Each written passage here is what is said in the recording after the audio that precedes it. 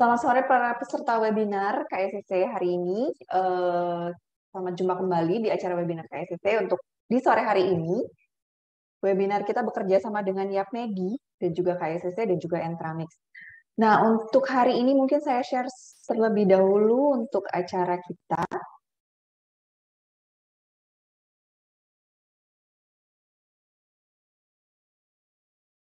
Ya, untuk tema di hari ini adalah mengenai meningkatkan daya tahan tubuh lansia di masa pandemi dengan dua narasumber hebat kita, tiga narasumber luar biasa kita di sore hari ini. Ada Prof. Dr. Siti Setiati, SPPD, Kager, MFIT Hinasim. Nanti beliau akan membahas mengenai osteosarkopenia pada lansia, mengenai apa itu, bagaimana deteksinya, dan juga upaya pencegahannya. Dan juga ada Dr. Inge Parmadi, MS, spesialis gizi klinik konsulen. Beliau akan membahas mengenai nutrisi cegah osteosarkopenia dan juga pastinya akan ada informasi dari Kalbe juga, yaitu akan disampaikan oleh Mbak Karina Haryadi, S-Farm dari PT Vima Kalbe, dan juga akan ada moderator kita yang akan memandu ketiga narasumber kita dan juga sesi tanya jawab dengan Dr. Tresia Francisca, Tambunan Spesialis Kedokteran Fisik dan Rehabilitasi. Dan pastinya akan ada 5 hadiah untuk peserta beruntung. Jadi dipastikan untuk para peserta yang nanti ingin bertanya bisa melalui kolom Q&A ya, tidak di kolom chat. Jadi Q&A untuk yang ingin bertanya. Ya, jadi untuk rundown di hari ini nanti akan ada sambutan dari Ketua YAPD kita Dr. Ade Mutiara, MKK Spesialis Okupasi Kedokteran. Lalu acara akan dipandu oleh Dr. Tresia untuk sebagai moderator dengan pembicara kita yaitu tadi Prof. Siti dan juga Dr. Inge. Dan juga nanti ada Ibu Karina. Lalu akan ada juga sesi tanya jawab, baru akan ada informasi nanti pemenang di akhir acara. Baik, mungkin untuk tata tertib di hari ini pastinya peserta mengikuti acara dari awal hingga akhir sesuai dengan arahan host dan juga moderator. Dan juga dipastikan para peserta untuk menggunakan nama akun yang sesuai dengan nama registrasi waktu di Google Form. Bagi mungkin peserta yang baru mendapatkan link tapi belum sempat mendaftar waktu itu, mungkin bisa diklik linknya. Jadi supaya mendaftar di Google Form, supaya nanti kalau misalnya sebagai pemenang kita akan bisa menelusuri. Jangan lupa untuk ketik pertanyaan pastinya di kolom Q&A dan peserta beruntung akan dijapri atau di DM oleh panitia. Dan untuk periode pengiriman hadiah maksimal 2 minggu setelah acara. Baik, mungkin sebelumnya kita akan mendapatkan informasi terlebih dahulu sambutan dari Dr. Ade Mutiara, spesialis okupasi kedokteran dari Yapmedi. Nanti sebelum kita beralih ke sesi informasi dari ketiga narasumber kita. Silakan Dr. Ade. Baik, terima kasih Mbak Widuri. Pertama-tama selamat sore para peserta webinar. Kepada yang terhormat Prof. Dr. Siti Setiati, kemudian para pembicara Dr. Inge dan Dr. Karina. Terima kasih atas waktunya. Kerjasama dari Yapmedi beserta Kalbe hari ini kita akan menyampaikan serial dari edukasi pada masyarakat mengenai banyak hal mengenai kesehatan terutama di masa pandemi.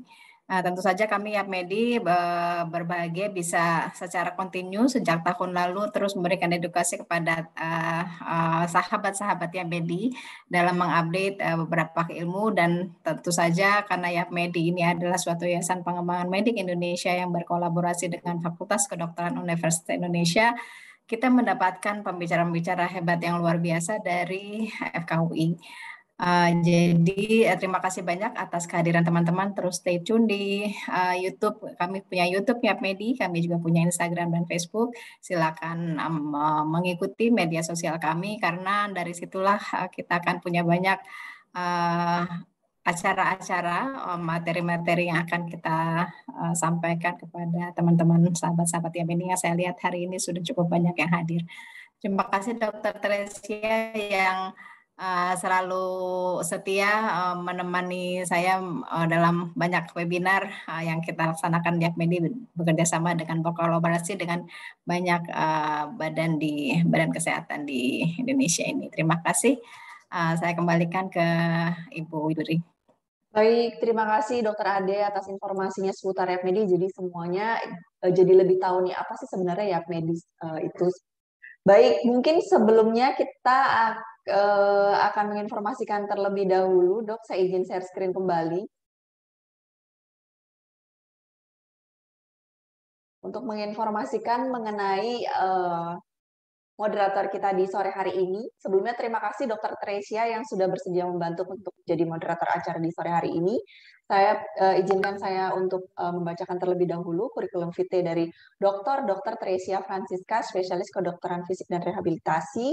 Beliau menyelesaikan pendidikannya di spesialis KFR FKUI di tahun 2007, kemudian lulus spesialis konsultan kardiorespirasi FKUI tahun 2020, lalu lulus doktoral dari FKUI tahun 2021.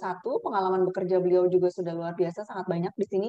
Staf pengajar UI sejak 2009 sampai dengan saat ini, staf divisi kardiorespirasi di rehabilitasi medik FKUI sejak 2009, dan yang terakhir beliau sebagai dokter spesialis KFR juga, kedokteran fisik rehabilitasi di Rumah Sakit Dharma Nugraha 2007 sampai dengan 2009. Dan juga beliau saat ini menjabat sebagai Kepala Instalasi Rehabilitasi Medik di Rumah Sakit PGI Cikini dari 2017 sampai dengan saat ini, dan juga Ketua Kelompok Staf Medis Instalasi Rehabilitasi Medik RSUI FKUI 2019 sampai dengan saat ini. Organisasi beliau juga sudah cukup sangat banyak sekali, anggota Perdosri sampai dengan saat ini, koordinator Diklat PB Perdosri, sekretaris Siap Medi, dan seksi ilmiah penelitian PP Rossi 2017 sampai dengan saat ini. Baik, terima kasih Dr. Tresia atas waktunya. Saya juga mengucapkan terima kasih Prof. Siti dan Dr. Inge atas waktunya. Mungkin saya serahkan ke Dr. Tresia untuk acara selanjutnya. Silakan, Dok. Terima kasih Mbak Widuri atas perkenalannya. Selamat sore kepada kita semua. Selamat sore kepada para pembicara, Prof. Siti Setiati, Dr. Inge, dan juga Ibu Karina. Baik para peserta webinar sekalian, kita akan mulai webinar kita pada sore hari ini. Sebagai pembicara kita yang pertama adalah pembicara yang sudah sangat ahli di bidangnya, Profesor Dr. Siti Setiati, SPPD, konsultan geriatri. Izin saya bacakan CV singkat beliau. Beliau adalah lulusan dari FKUI, mulai dari pendidikan dokter umum, spesialis penyakit dalam, konsultan, kemudian doktoral di tahun 2006 dari FKUI, dan juga mendapatkan gelar profesor di tahun 2013 dari FKUI. Saat ini beliau adalah sebagai presiden dari PERGINI, Perkumpulan Geriatri Indonesia. Beliau juga merupakan staf senior dari Divisi Geriatri Ilmu Penyakit Dalam FKUI. Beliau juga sebagai kepala dari unit CEBM RSCM. Saat ini juga beliau sebagai kepala dari tim data Satgas COVID-19 RSCM. Sudah banyak sekali pengalaman dari Prof. Siti Setiati, dan tentunya kita di sini akan sangat senang sekali untuk mendapatkan wawasan dari beliau karena memang beliau adalah ahli di geriatri. Topik dari Prof. Siti Setiati adalah osteosarkopenia pada lansia, apa itu dan bagaimana mencegahnya. Kepada Prof. Siti Setiati kami persilakan, Prof. Baik, terima kasih Dr. Tresia. Saya izin share ya. Baik. Bentar.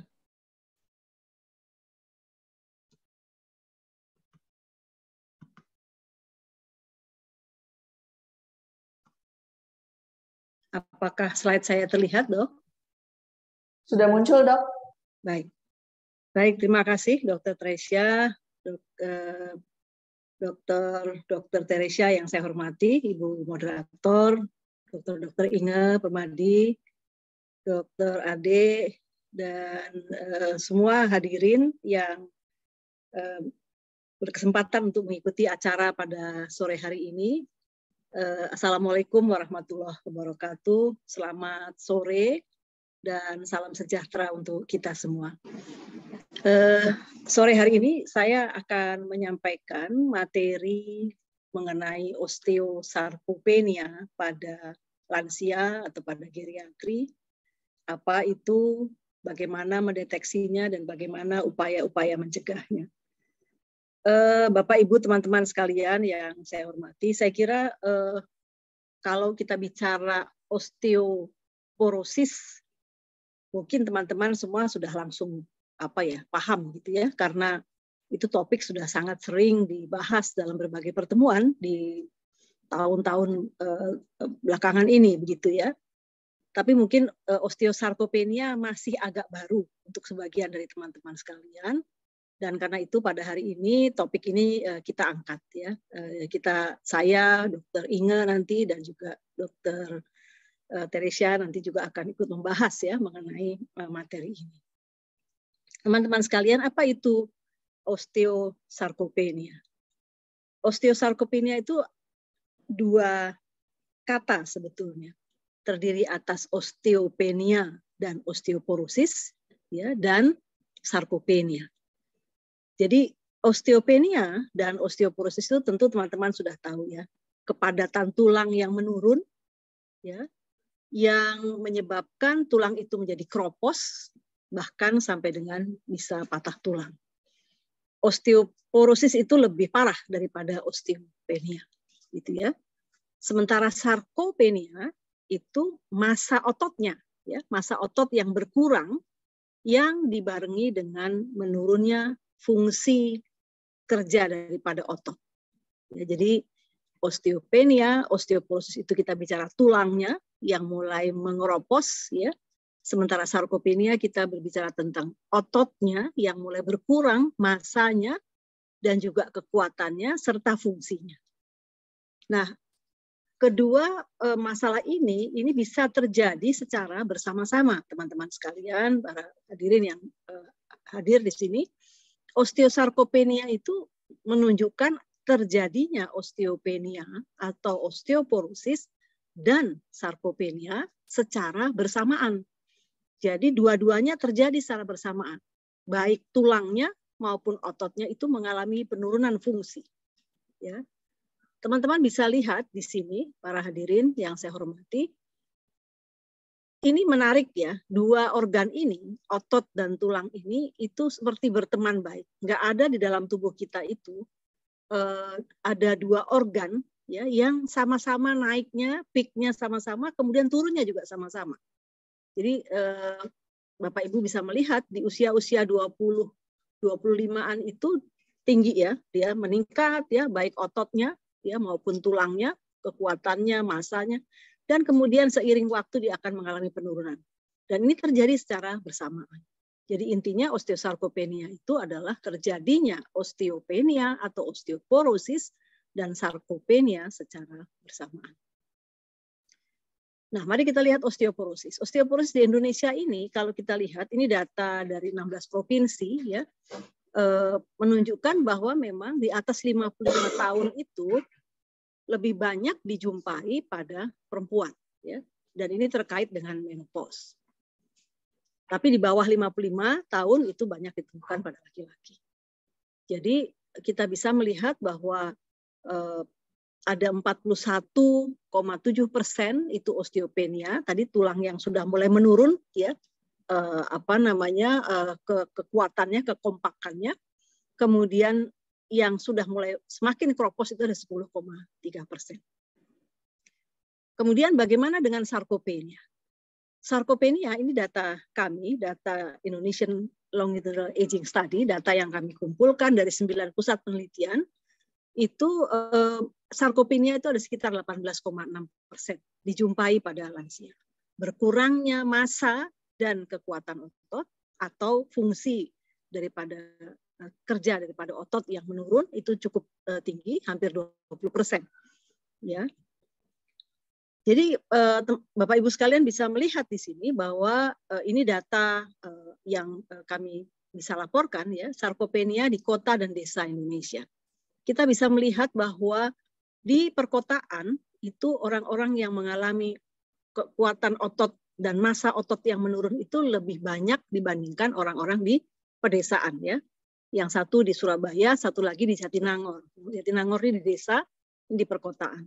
Kita bisa melihat bahwa yang di perkotaan itu lebih tinggi angka kejadiannya. Jadi orang-orang di perkotaan itu otot sebagian ya, ini kita bicara pada lansia itu 13,9% pada laki-laki, 27,9% pada perempuan. Ada mengalami sarkopenia, sementara di pedesaan itu 7,4% pada laki-laki dan 1,7% pada perempuan. Hal ini ditengarai ya, diduga itu disebabkan karena memang di perkotaan itu mereka lebih lebih sedentary ya, tidak melakukan aktivitas fisik yang banyak ya. Nah, massa otot dan kepadatan tulang itu menurun sesuai dengan usia. Tapi ternyata bukan semata-mata usia sebetulnya yang berperan, Bapak Ibu sekalian, tapi juga karena satu, kurangnya aktivitas fisik. Dua, karena asupan protein yang rendah, dan juga asupan vitamin D dan kalsium yang turun. Di sisi lain juga tentunya adanya penyakit-penyakit yang menyebabkan peradangan ya pada organ-organ tubuh, kemudian penggunaan steroid pada kelompok orang-orang tertentu menggunakan steroid jangka panjang, misalnya pada orang asma misalnya, pada penyakit-penyakit tertentu, gangguan autoimun misalnya, ketidakseimbangan hormon seperti misalnya pada orang yang menopause dan juga penyakit-penyakit komorbid. Jadi tidak semata-mata usia, tapi berbagai faktor juga berperan terhadap menurunnya massa otot dan kepadatan tulang, ya, yang memang semakin meninggi seiring dengan meningkatnya usia. Nah, sarkopenia, ya, tadi Anda masih ingat sarkopenia itu massa otot yang menurun, kekuatannya juga menurun atau kinerjanya menurun. Dan osteopenia, kita bicara tulangnya yang menurun juga, itu berhubungan satu dengan yang lain. Penyebabnya juga mirip, yaitu termasuk di dalamnya adalah kurangnya aktivitas fisik, diet rendah protein, rendah vitamin D, rendah kalsium, dan adanya komorbid. Tadi sudah saya sampaikan ada berbagai hal yang bisa menyebabkan keduanya ini terjadi, yaitu kurangnya aktivitas fisik, rendah protein, rendah vitamin D, ya, ketidakseimbangan hormon, dan seterusnya. Jadi Anda bisa lihat di sini bahwa antara sarkopenia di otot dan di tulang itu saling terkait, ya, saling berpengaruh satu dengan yang lain, saling terkait satu dengan yang lain. Ketika osteopenia ini terjadi, lama-lama osteoporosis, maka mereka akan berisiko untuk mengalami patah tulang. Ya. Ketika otot itu makin melemah, maka orang itu mudah jatuh. Ketika jatuh, maka tulang yang keropos tadi mudah mengalami patah tulang. Jadi ini adalah masalah yang cukup sering dijumpai pada mereka-mereka yang berusia lanjut, Bapak Ibu sekalian, teman-teman yang hadir di sini. Masalah yang bisa menimbulkan kondisi yang mengkhawatirkan ya, ketika orang fraktur, patah tulang di usia tua, bukan hanya nyerinya ya, tapi juga kemudian menimbulkan komplikasi-komplikasi yang lain. Mereka jadi tidak bisa bergerak, mengalami gangguan gerakan, harus berbaring lama, timbul infeksi dan sebagainya. Nah, osteosarkopenia sekali lagi meningkatkan risiko jatuh dan patah tulang. Ya, ini penting kita waspadai. Nah, bagaimana pemeriksaan sarkopenia ini? Rekomendasinya pemeriksaan ini sebetulnya bisa dikerjakan dimulai di fasilitas pelayanan primer atau puskesmas misalnya, dengan kemudian dikonfirmasi, dipastikan di tempat dengan fasilitas yang lebih lengkap menggunakan DEXA atau BIA. Karena biasanya kalau di tempat dikatakanlah di RSCM atau di rumah sakit yang tersier itu sudah ada alat-alat seperti DEXA atau BIA. Karena itu memang harus dikonfirmasi ya. Tapi jangan salah, di puskesmas pun kita boleh curiga apakah seseorang ini sudah mengalami sarkopenia. Ya, massa ototnya sudah mulai menurun, lingkar betisnya mulai mengecil, ya, itu bisa dijadikan patokan, kekuatan ototnya menurun, gitu ya, untuk kemudian dipastikan dengan pemeriksaan yang lebih canggih. Nah, untuk memastikan kalau tadi itu pada otot, ya, pada tulang kita juga menggunakan DEXA, ya. Ini pemeriksaan yang memang digunakan untuk menetapkan kepadatan tulang. Tadi kan keropos tulang itu kan padatan tulangnya menurun. Ya. Untuk memastikan digunakan DEXA. Biasanya memang disarankan pada mereka yang sudah perempuan berusia 65 tahun ke atas atau yang pasca menopause, laki-laki 70 tahun ke atas, laki-laki usia 50-69 tahun yang punya faktor risiko, ya, punya faktor risiko untuk osteoporosis. Misalnya pernah patah tulang pada usia 50 tahun, merokok lama, ya, mengkonsumsi alkohol, berat badannya kurus, ya, ada hiperparatiroid, hormon tiroidnya, paratiroidnya tinggi atau tiroidnya tinggi, mengkonsumsi obat-obat steroid ya, prednison, metilprednisolon, itu disarankan untuk dicek ya kepadatan tulangnya. Bapak Ibu sekalian, teman-teman sekalian, nah selanjutnya dokter itu akan membantu menghitung risiko patah tulang ya. Bisa digunakan ada namanya WHO Frax Indonesia ya.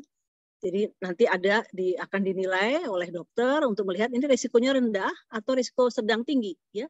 Kalau risiko rendah atau sedang mungkin bisa dinilai setiap 2-4 tahun. Tapi kalau risikonya tinggi maka perlu dievaluasi ya, dinilai lebih sering dan juga tentunya tergantung pada obat yang diberikan ya. Jadi ada yang masuk kategori risiko rendah ya, kalau tidak ada patah tulang, kalau pemeriksaan BMD-nya, densitas tulangnya itu masih kecil ya, berkurangnya.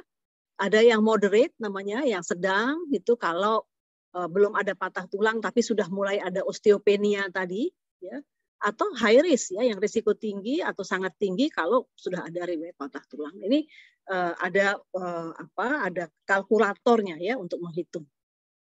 Bapak Ibu sekalian, bagaimana mencegahnya? Nanti saya kira Dokter Inge dan Dokter Inge saya kira akan menyampaikan, tapi saya ringkas saja. Suplementasi protein, diet dengan rasio PUFA, SFA tinggi, olahraga tahanan, dan suplementasi vitamin D. Saya kira Bapak Ibu sekalian mungkin sudah paham, pada lansia itu protein itu penting dikonsumsi lebih banyak ya.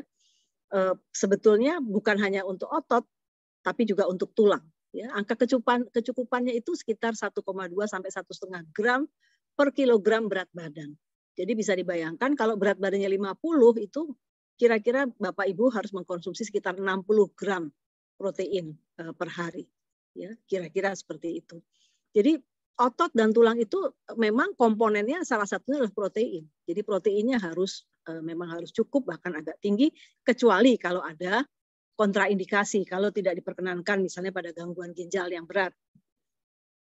Dan protein sendiri juga direkomendasikan adalah whey protein yang mudah dicerna, mudah diserap ya, di dalamnya itu mengandung asam amino esensial yang tinggi. Dalam hal ini adalah leusin karena asam aminonya itu bagus ya, mudah diserap dan lebih kuat meningkatkan pembentukan protein otot ya setelah makan. Lebih bagus lagi kalau asupan protein itu dikombinasi dengan olahraga. Jadi diet tinggi protein itu pada lansia diutamakan, lebih diutamakan dibandingkan yang rendah protein. Ya. Dan itu terbukti memang bisa secara bermakna menurunkan risiko patah tulang panggul ya pada orang-orang berusia lanjut.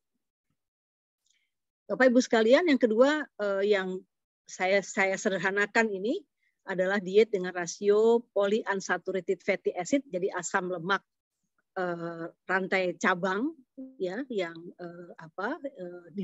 yang lebih tinggi rasionya dibandingkan yang saturated, yang jenuh ya, asam lemak tidak jenuh berbanding yang jenuh itu lebih tinggi yang tidak jenuhnya. Nah, ini dilaporkan juga menunjukkan hasil yang bagus ya, diet dengan rasio PUFA, polyunsaturated fatty acid, berbanding saturated fatty acid yang tinggi itu berhubungan dengan massa otot yang lebih bagus ya, massa bebas lemak. Jadi yang ototnya itu lebih tinggi dan itu menunjukkan bahwa otot bisa dipertahankan.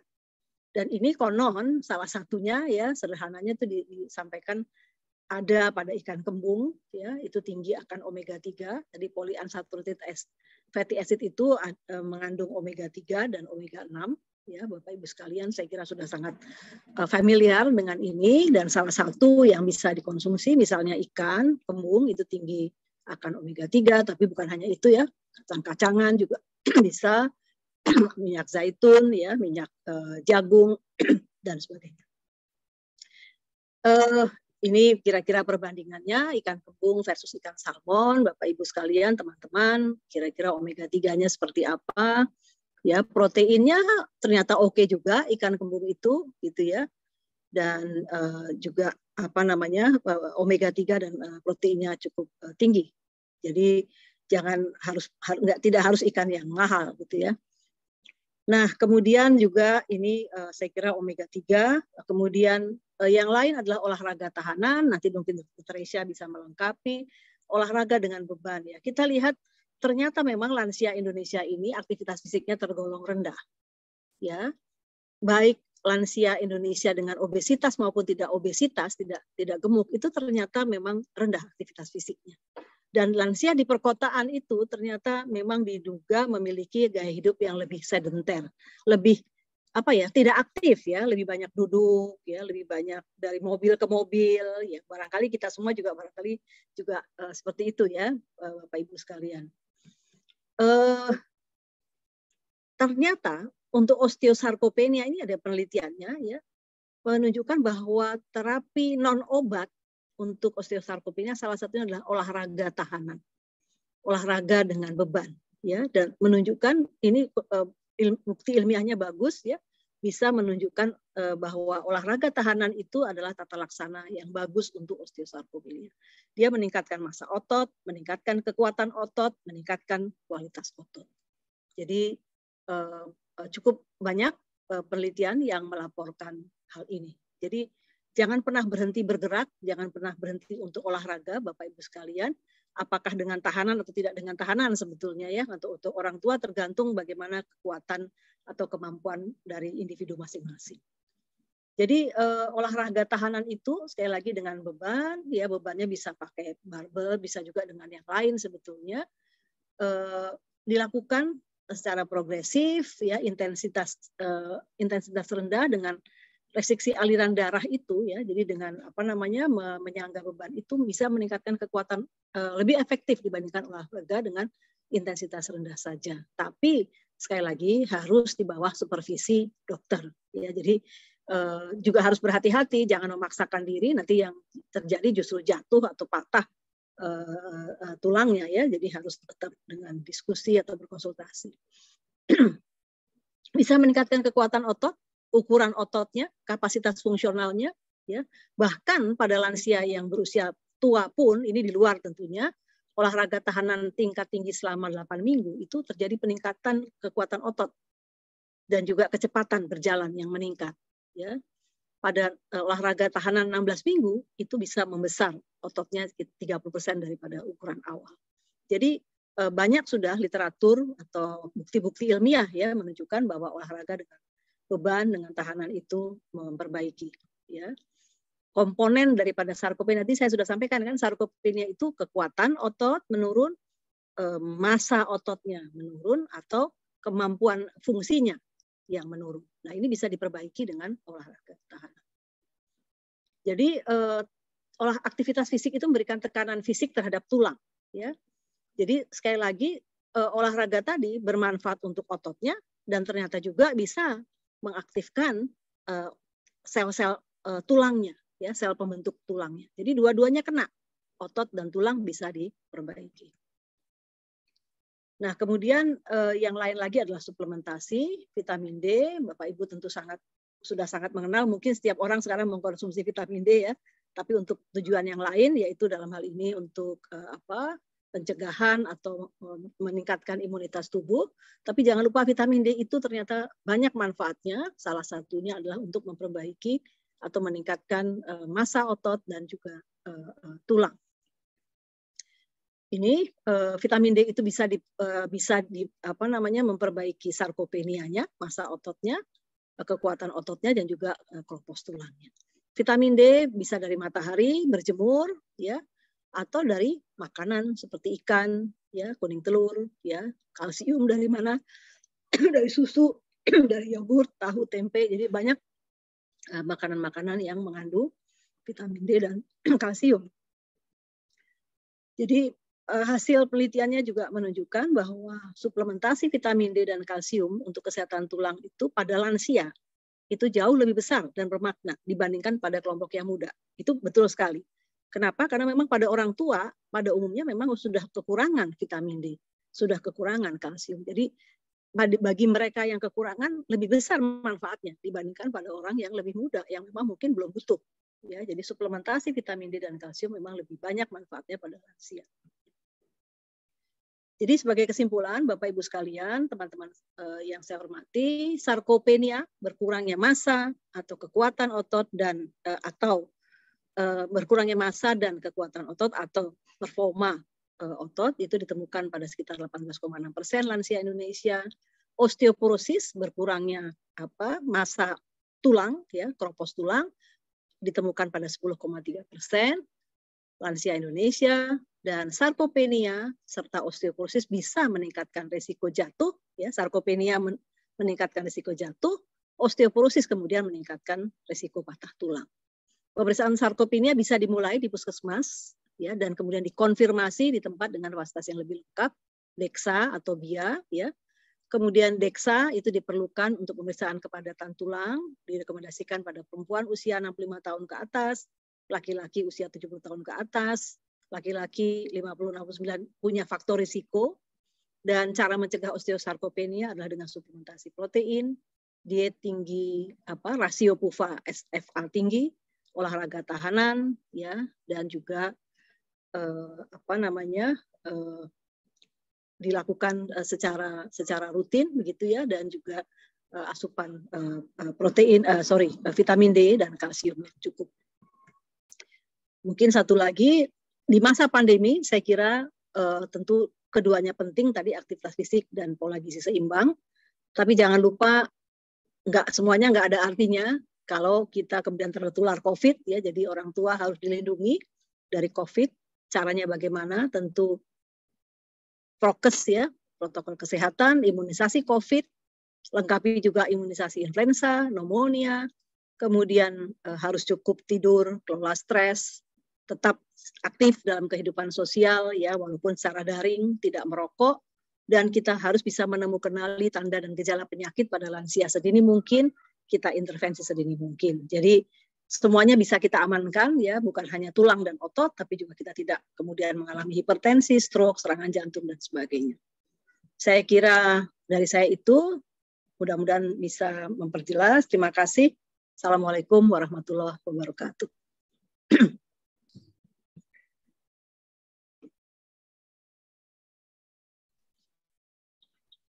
Terima kasih Prof. Paparannya yang sangat luar biasa, sangat jelas, sangat detail sekali, dan mudah-mudahan para peserta webinar yang ikut pada sore hari ini mendapatkan banyak manfaat. Dan sebelum kita pembicara berikutnya, nanti pertanyaan sudah banyak nih Prof, tapi kita kumpulkan dulu ya Prof, begitu Prof bicara udah langsung Prof banyak yang nanya, sepertinya sudah disiapkan. Baik, sebelum kita lanjut ke pembicara kedua, saya ingin menyapa selamat datang kepada Ibu Seri Fahrial bersama Ibu IWK FKUI, kepada Prof. Kofi, Dr. Adit Tobing bersama tim senamnya, dan juga Dr. Hani. Selamat datang dan selamat mendengarkan acara webinar pada sore hari ini. Mudah-mudahan acara webinar sore hari ini akan sangat bermanfaat untuk kita semua. Baiklah, untuk topik berikutnya yang akan dibawakan oleh Dr. Inge Permadi MS, SPGK Konsultan. Sebelumnya saya akan membacakan CV singkat beliau. Dr.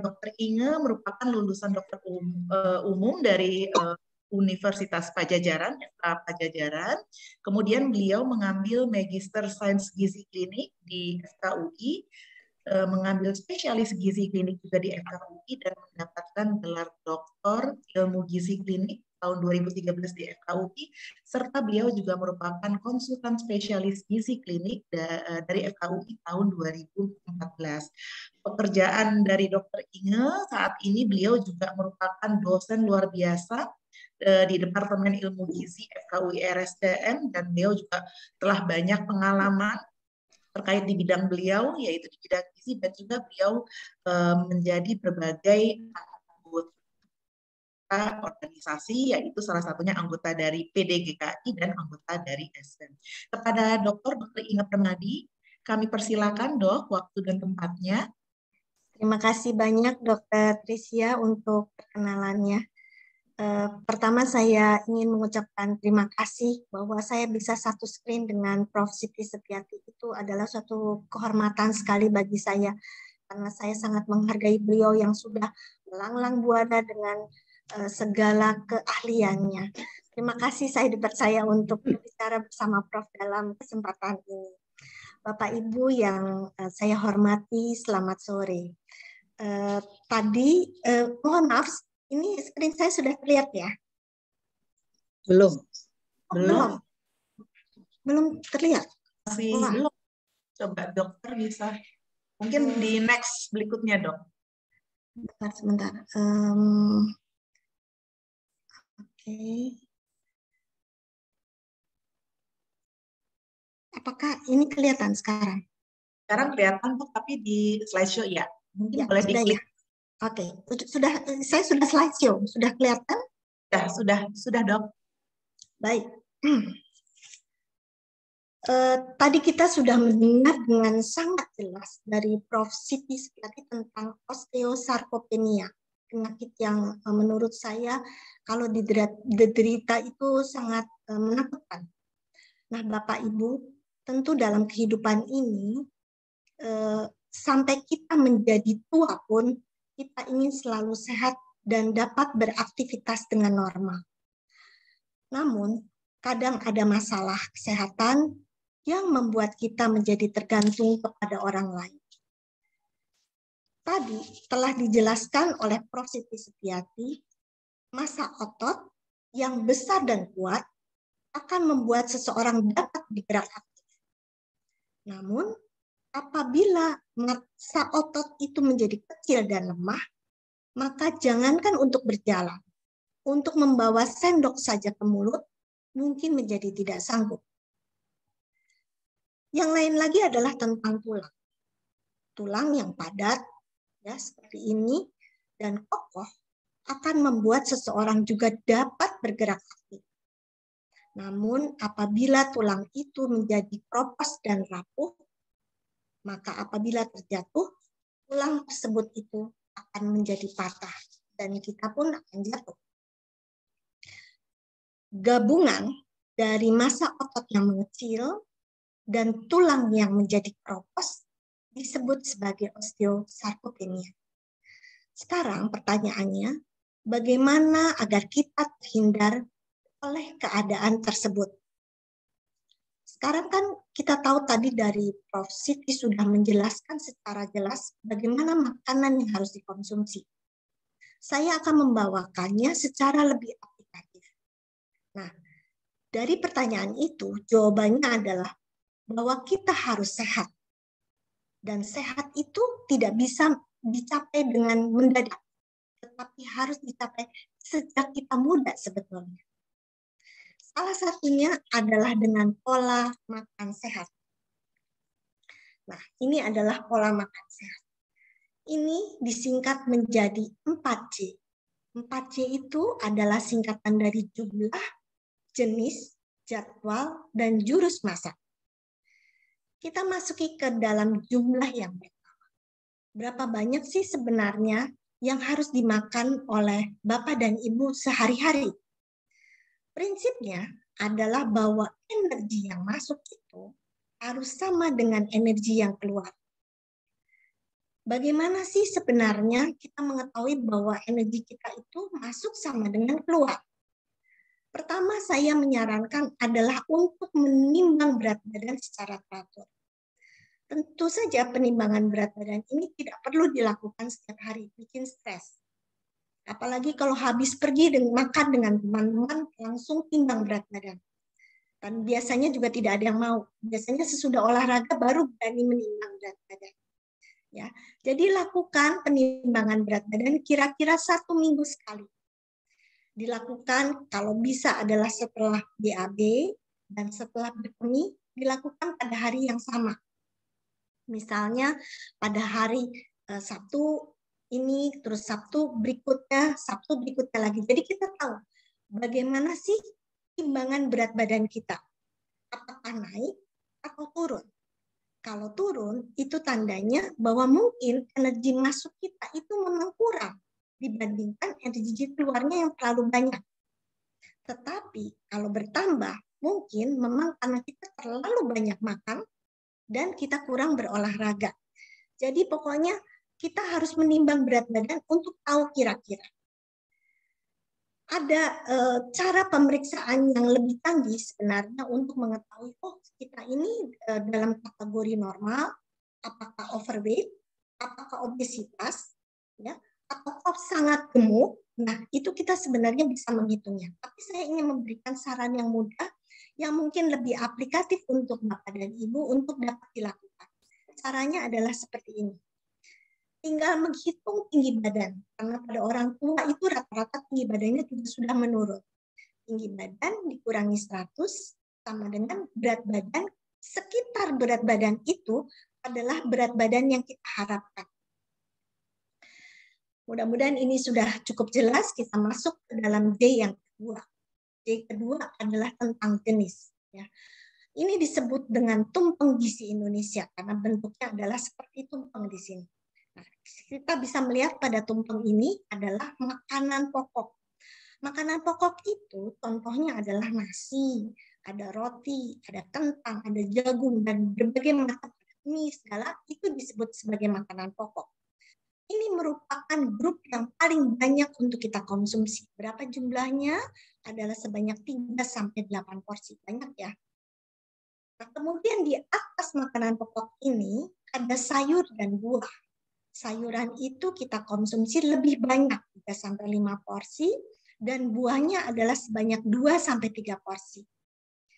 Di atasnya lagi terdapat protein, yang tadi disebutkan oleh Prof. Siti adalah sebanyak 1,2-1,5 gram per kilogram berat badan seseorang untuk memenuhi kebutuhan protein. Jadi di sini jangan lupakan tidak hanya protein hewani, tapi protein nabati juga perlu. Perbandingannya adalah 1:1. Yang paling sedikit kita konsumsi adalah dalam bentuk minyak, gula, dan garam. Nah, jadi kalau kita lihat di sini komposisi makanan sehat itu, karbohidratnya itu antara 55-65%, proteinnya antara 10-15%, dan lemaknya adalah kurang dari 30%. Kita akan lihat lagi. Ini adalah yang pertama tentang makanan pokok, adalah karbohidrat yang dianjurkan. Nah, Bapak Ibu kita lihat di sini. Ini adalah saya tidak masukkan nasi putih, tetapi saya masukkan di sini adalah beras yang berwarna-warni. Beras yang berwarna-warni ini kaya akan antioksidan dan juga kaya akan serat. Ya, ini adalah beras yang bagus sekali untuk kita konsumsi. Demikian juga bagi orang yang suka mie atau pasta, pilihlah pasta-pasta yang dibuat dari gandum yang utuh. Demikian juga dengan roti di sini. Kemudian kita juga mempunyai banyak umbi-umbian. Umbi-umbian ini enak rasanya, dan saya menyarankan kalau seandainya memungkinkan adalah dikonsumsi bersama kulitnya. Berikutnya adalah kentang. Demikian juga untuk kentang. Kentang itu ada yang besar dan ada yang kecil. Saya sering menyarankan kepada pasien-pasien saya untuk mengkonsumsi kentang-kentang yang kecil yang bisa dimakan dengan kulitnya. Dan dengan demikian kentang itu menjadi lebih berserat.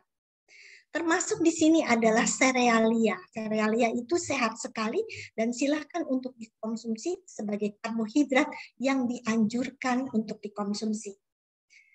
Bagaimana dengan karbohidrat yang harus dihindari? Karbohidrat yang harus dihindari adalah yang tinggi gula. Mau itu gula putih, mau itu gula yang berwarna coklat, brown sugar, atau yang gula merah, dan lain-lain. Sering ada orang yang bertanya kepada saya, dokter, saya itu sekarang sudah tidak mengkonsumsi gula putih, saya sekarang hanya mengkonsumsi gula Jawa. Jadi merasa kalau gula Jawa ataupun gula batu, mereka merasa lebih sehat. Tidak, karena ini mempunyai sifat yang sama, mempunyai gram yang sama dan mudah diserap oleh tubuh kita sehingga dengan cepat meningkatkan kadar gula kita. Termasuk juga di sini adalah gula-gula tersembunyi yang dibuat dengan tambahan dengan gula-gula ini. Apa contohnya?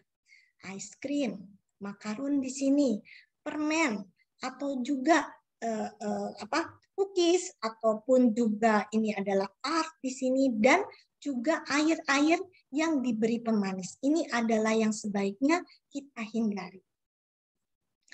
Selanjutnya ini adalah protein yang dianjurkan. Tadi disebutkan harus konsumsi cukup banyak.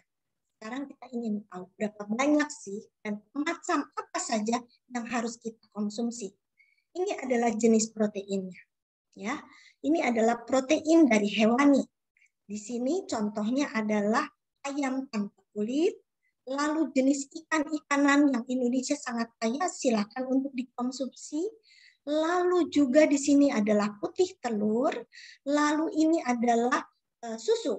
Tapi kalau mengambil susu, ambillah yang low fat atau skim milk. Ya. Kemudian juga yang dikonsumsi adalah daging. Silakan untuk mengkonsumsi daging, tetapi jumlahnya sedikit saja, jangan banyak-banyak. Itu adalah yang hewani. Bagaimana dengan yang nabati? Yang nabati itu adalah dari kacang-kacangan, ini adalah bermacam-macam kacang yang boleh kita konsumsi. Demikian juga ini adalah dari turunannya kacang-kacangan itu, tahu dan tempe. Walaupun mahal, tetapi ini sekarang merupakan makanan yang sangat sehat. Nah, tadi Dr. Siti Setiati sudah menyebutkan tentang bagaimana ya kalau kita ingin mencapai dengan berat badan 50 kg, kita ingin mencapai 60 gram daripada protein. Nah, saya ingin memberikan gambaran sedikit ya, bahwa saya sudah hitungkan adalah begini. Per 40 gram, baik itu ayam atau ikan atau daging, itu mempunyai 7 gram protein di dalamnya. Pada satu putih telur, itu terdapat 5 gram protein. Pada 25 gram kacang-kacangan, ya, itu mengandung 5 gram protein. Pada satu ini adalah tahu, sekitar 100 gram, itu mengandung 5 gram protein. Dan pada satu potong tempe seukuran 50 gram itu adalah mengandung 5 gram protein. Jadi kalau saya ditanya, dokter ukuran kacang misalnya 20 gram atau 25 gram itu saya masih lebih gampang menunjukkan oh kira-kira 2,5 sendok makan. Tapi kalau ini tahu 100 gram kalau nggak ditimbang susah menggambarkannya. Jadi Bapak Ibu sebaiknya memang mempunyai itu yang namanya timbangan agar kita secara pasti menentukan bahwa oh ini timbangannya adalah 100 gram misalnya. Demikian juga untuk daging dan ikan di sini. Daging dan ikan itu juga susah kalau Bapak Ibu tidak menimbangnya. Bagaimana mengetahui 40 gram protein itu mengandung 7 gram protein kalau tidak ditimbang. Jadi memang harus ditimbang. Nah, kalau untuk mendapatkan dari 60 gram protein, itu kita kira-kira untuk ikan atau ayamnya atau dagingnya itu sekitar 160 gram dalam satu hari. Kemudian dapat ditambahkan lagi 3 porsi dari nabatinya. Jadi protein nabatinya kita tambah 3 porsi. Dan kemudian kita bisa tambahkan 2 putih telur. Nah, itu sudah mencapai 53 gram protein. Untuk kekurangannya, nah karena susu itu merupakan sumber kalsium yang baik, kita bisa tambahkan susu. Jadi mungkin sesuatu yang tidak mudah bagi Bapak Ibu untuk menghitung protein ini, boleh pergi kepada dokter gizi atau pergi kepada dietitian untuk membantu menghitungkan jumlah protein yang dibutuhkan oleh Bapak Ibu dalam sehari. Baik, selanjutnya adalah lemak yang dianjurkan. Tadi Prof. Siti sudah menyebutkan bahwa PUFA-nya itu harus tinggi. Polyunsaturated fatty acid harus tinggi. Nah, di sini ada omega 3 dan omega 6 yang merupakan PUFA. Ya. Sedangkan omega 9 di sini merupakan MUFA, monounsaturated fatty acid. Bedanya di mana? Omega 3 dan omega 6 mempunyai rantai ganda di dalam struktur kimianya yang lebih banyak dibandingkan omega 9. Omega 3 itu bisa didapat dari apa saja. Kita bisa lihat nih, yang mahal-mahal mungkin seperti salmon. Kalau kita ke rumah makan Jepang, kita banyak makan salmon. Tetapi tidak kalah tadi disebutkan, ikan kembung itu juga kaya akan omega 3. Ikan tuna ikan tongkol, bandeng, sarden itu juga kaya akan omega 3. Jadi merupakan kalau kita memungkinkan untuk makan sumber omega 3 ini, makanlah ya. Nah, bisa didapat dari apa lagi? Yang mungkin tidak sehebat omega 3 yang sebenarnya adalah dari flaxseed oil. Selanjutnya adalah omega 6. Omega 6 itu didapatkan dari minyak nabati. Kalau kita lihat di sini, ya, minyak bunga matahari atau minyak kedelai atau minyak wijen. Ini adalah minyak yang juga sehat, tetapi jumlah konsumsinya itu boleh dimakan, tetapi tidak dipakai untuk menggoreng, ya. Karena sering sekali saya juga mendengar, dok, sekarang saya kalau menggoreng itu sudah dengan minyak yang seperti canola, seperti begitu. Boleh ya dok? Boleh, tetapi maksudnya itu tidak ada gunanya dan manfaatnya lagi yang sehat. Selanjutnya adalah omega 9. Ini adalah minyak sehat sekali, contohnya adalah minyak zaitun, canola, dan juga didapat dari alpukat. Ya. Kesehatannya seperti saya sudah sampaikan tadi, bahwa omega 3, omega 6, dan omega sehat ke-9 itu sehat apabila tidak digunakan untuk menggoreng. Jadi digunakan untuk apa? Tentu saja digunakannya adalah sebagai dressing, ya, sebagai dressing atau sebagai kalau Bapak Ibu misalnya masak dengan menggunakan pan, ya, pan kan berarti bukan masak yang banyak minyaknya seperti itu. Dengan menggunakan pan, nah itu hanya untuk dibolak-balik, misalnya bacem, ya, dengan bacem itu untuk dipanaskannya dengan menggunakan pan, ya, itu silahkan karena minyak ini menjadi minyak-minyak yang berguna dan bermanfaat sekali untuk kita. Selanjutnya adalah minyak atau lemak yang harus dihindari. Apa contohnya? Ini yang tadi disebut sebagai saturated fatty acid, ya. Ini adalah gaji.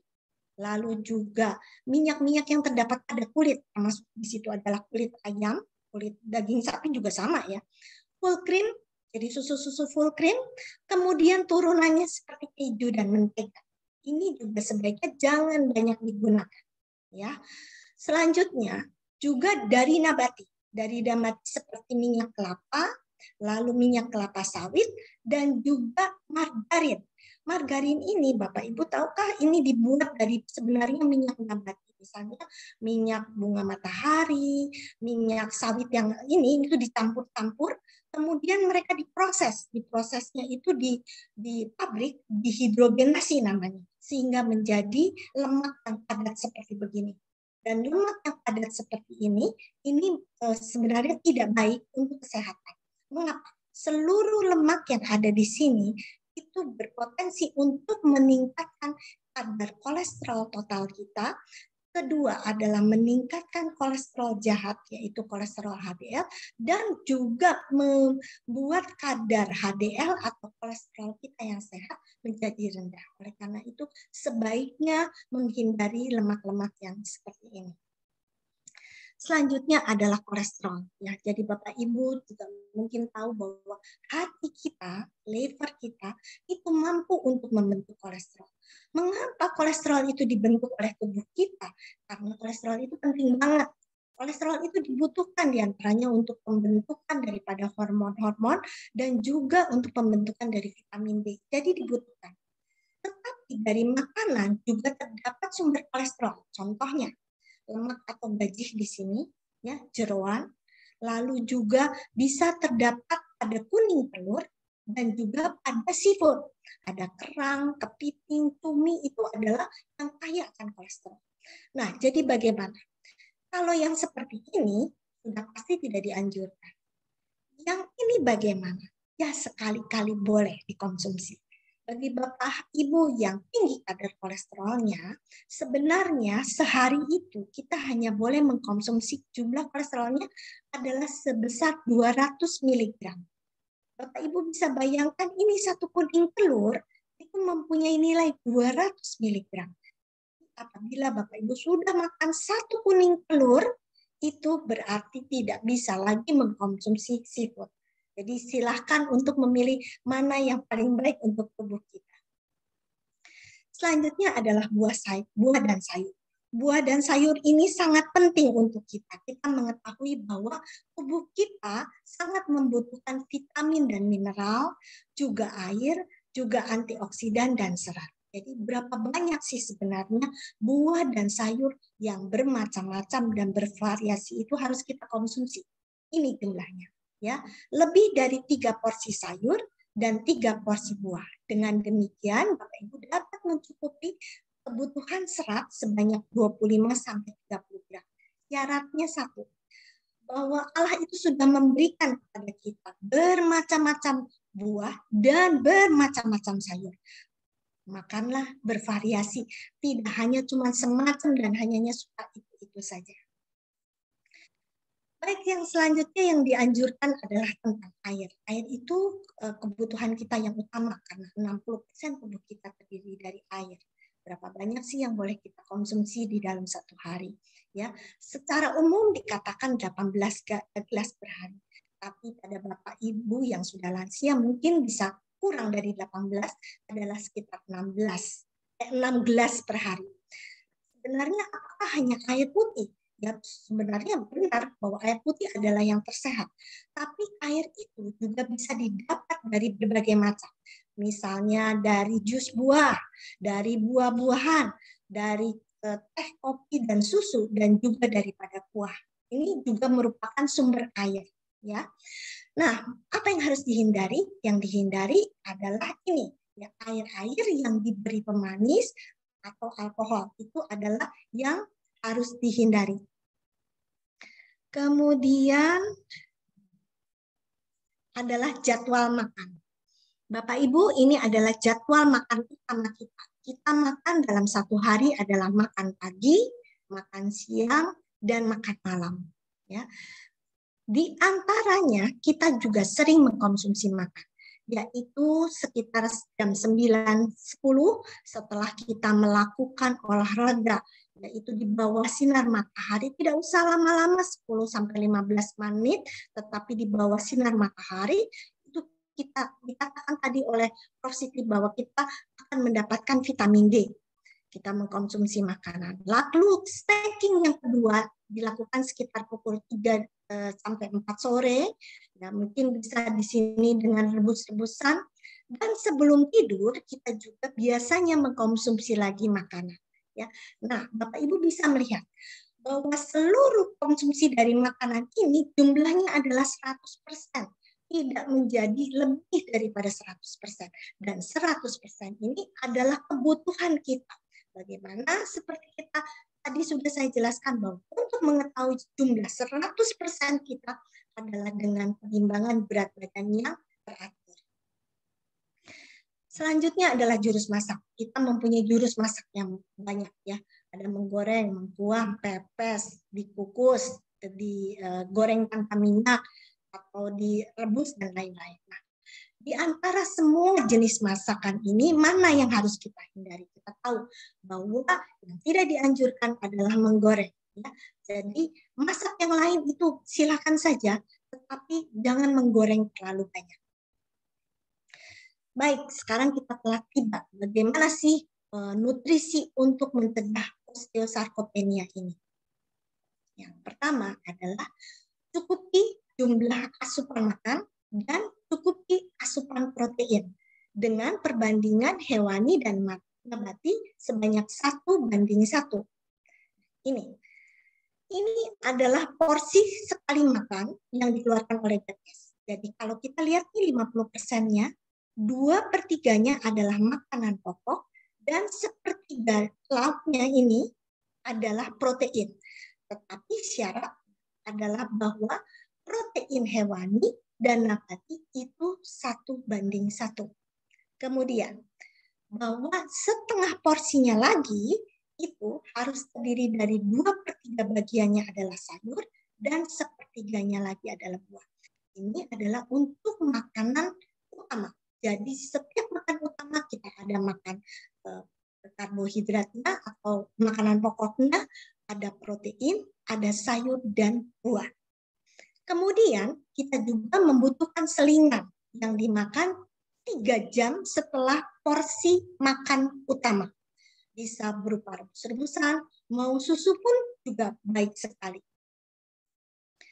Nah, bagaimana sekarang untuk kita mengira-ngira berapa banyak sih yang kita makan itu? Pertama, untuk sayuran, itu kira-kiranya adalah 2 tangkup telapak tangan. Untuk karbohidratnya, itu adalah 1 kepal tangan. Dan untuk proteinnya, ya, ini adalah 1 telapak tangan. Ya, tapi kita bagi 2 nih, ada protein hewani dan nabati. Lalu untuk buahnya adalah 1 kepal tangan, dan untuk minyak adalah yang paling sedikit 1 ruas ibu jari. Bagaimana sekarang untuk mencegah terjadinya osteoporosis? Ya, pertama adalah cukupi asupan kalsium, kemudian cukupi vitamin D, dan yang terakhir adalah beraktivitas dan berolahraga. Nah, Bapak Ibu bisa lihat di sini ya. Ini adalah sumber kalsium dan sumber vitamin D. Kalau kita lihat di sini makanannya sama saja. Ya, makanannya makanan normal yang kita konsumsi sehari-hari. Tidak ada yang aneh-aneh. Ya, nah kita bisa lihat di kalsium ini saya ingin memberikan penekanan pada susu, karena susu itu sebenarnya merupakan sumber daripada kalsium yang terbaik. Dan kemudian juga adalah tulang ikan yang bisa kita dapat misalnya dari ikan teri yang bisa dimakan dengan tulang-tulangnya, dia juga merupakan sumber kalsium. Nah, sedangkan untuk vitamin D selain kita bisa dapat dari berbagai makanan ini, ya, kita juga memerlukan sinar matahari. Jadi jangan lupa ya Bapak Ibu untuk rajin-rajin juga berjemur. Berjemur itu pukul 9, tidak terlalu panas, tetapi akan memberikan kita kesehatan yang luar biasa. Apabila dirasakan kurang asupan kalsium dan vitamin D ini, pasti akan diberikan suplementasi oleh dokter Bapak Ibu. Nah, sekarang adalah gaya hidup aktif yang tadi juga sudah disampaikan oleh Prof. Siti. Yang pertama adalah move more dan sit less. Jadi jangan terlalu banyak duduk, ya, nonton saja ya. Apalagi film-film sekarang yang begitu menarik-menariknya. Jadi banyak berjalan ya. Kalaupun tidak mampu, cobalah untuk berjalan. Tetapi apabila senang untuk berdansa atau menari, itu juga merupakan olahraga yang baik sekali. Nah, jangan lupa selain itu diperlukan juga olahraga beban. Ya, jadi olahraga beban ini untuk agar menghindari terjadinya osteoporosis. Tapi ada nggak olahraga yang harus dihindari? Ada. Olahraga yang seperti ini, olahraga yang lari-lari lah, terlalu capek, atau dengan beban yang terlalu berat, tidak perlu yang demikian. Ya. Jadi olahraga yang biasa-biasa saja dan kita enjoy, senang untuk menikmatinya. Baik, ini sebagai kesimpulan bagaimana nutrisi untuk mencegah osteosarkopenia. Jadi Bapak Ibu tetap yang penting adalah pola makan sehat. Tetapi untuk mencegah osteosarkopenia, ini adalah stressing kita. Cukupi jumlah asupan makan, jangan sampai kurang.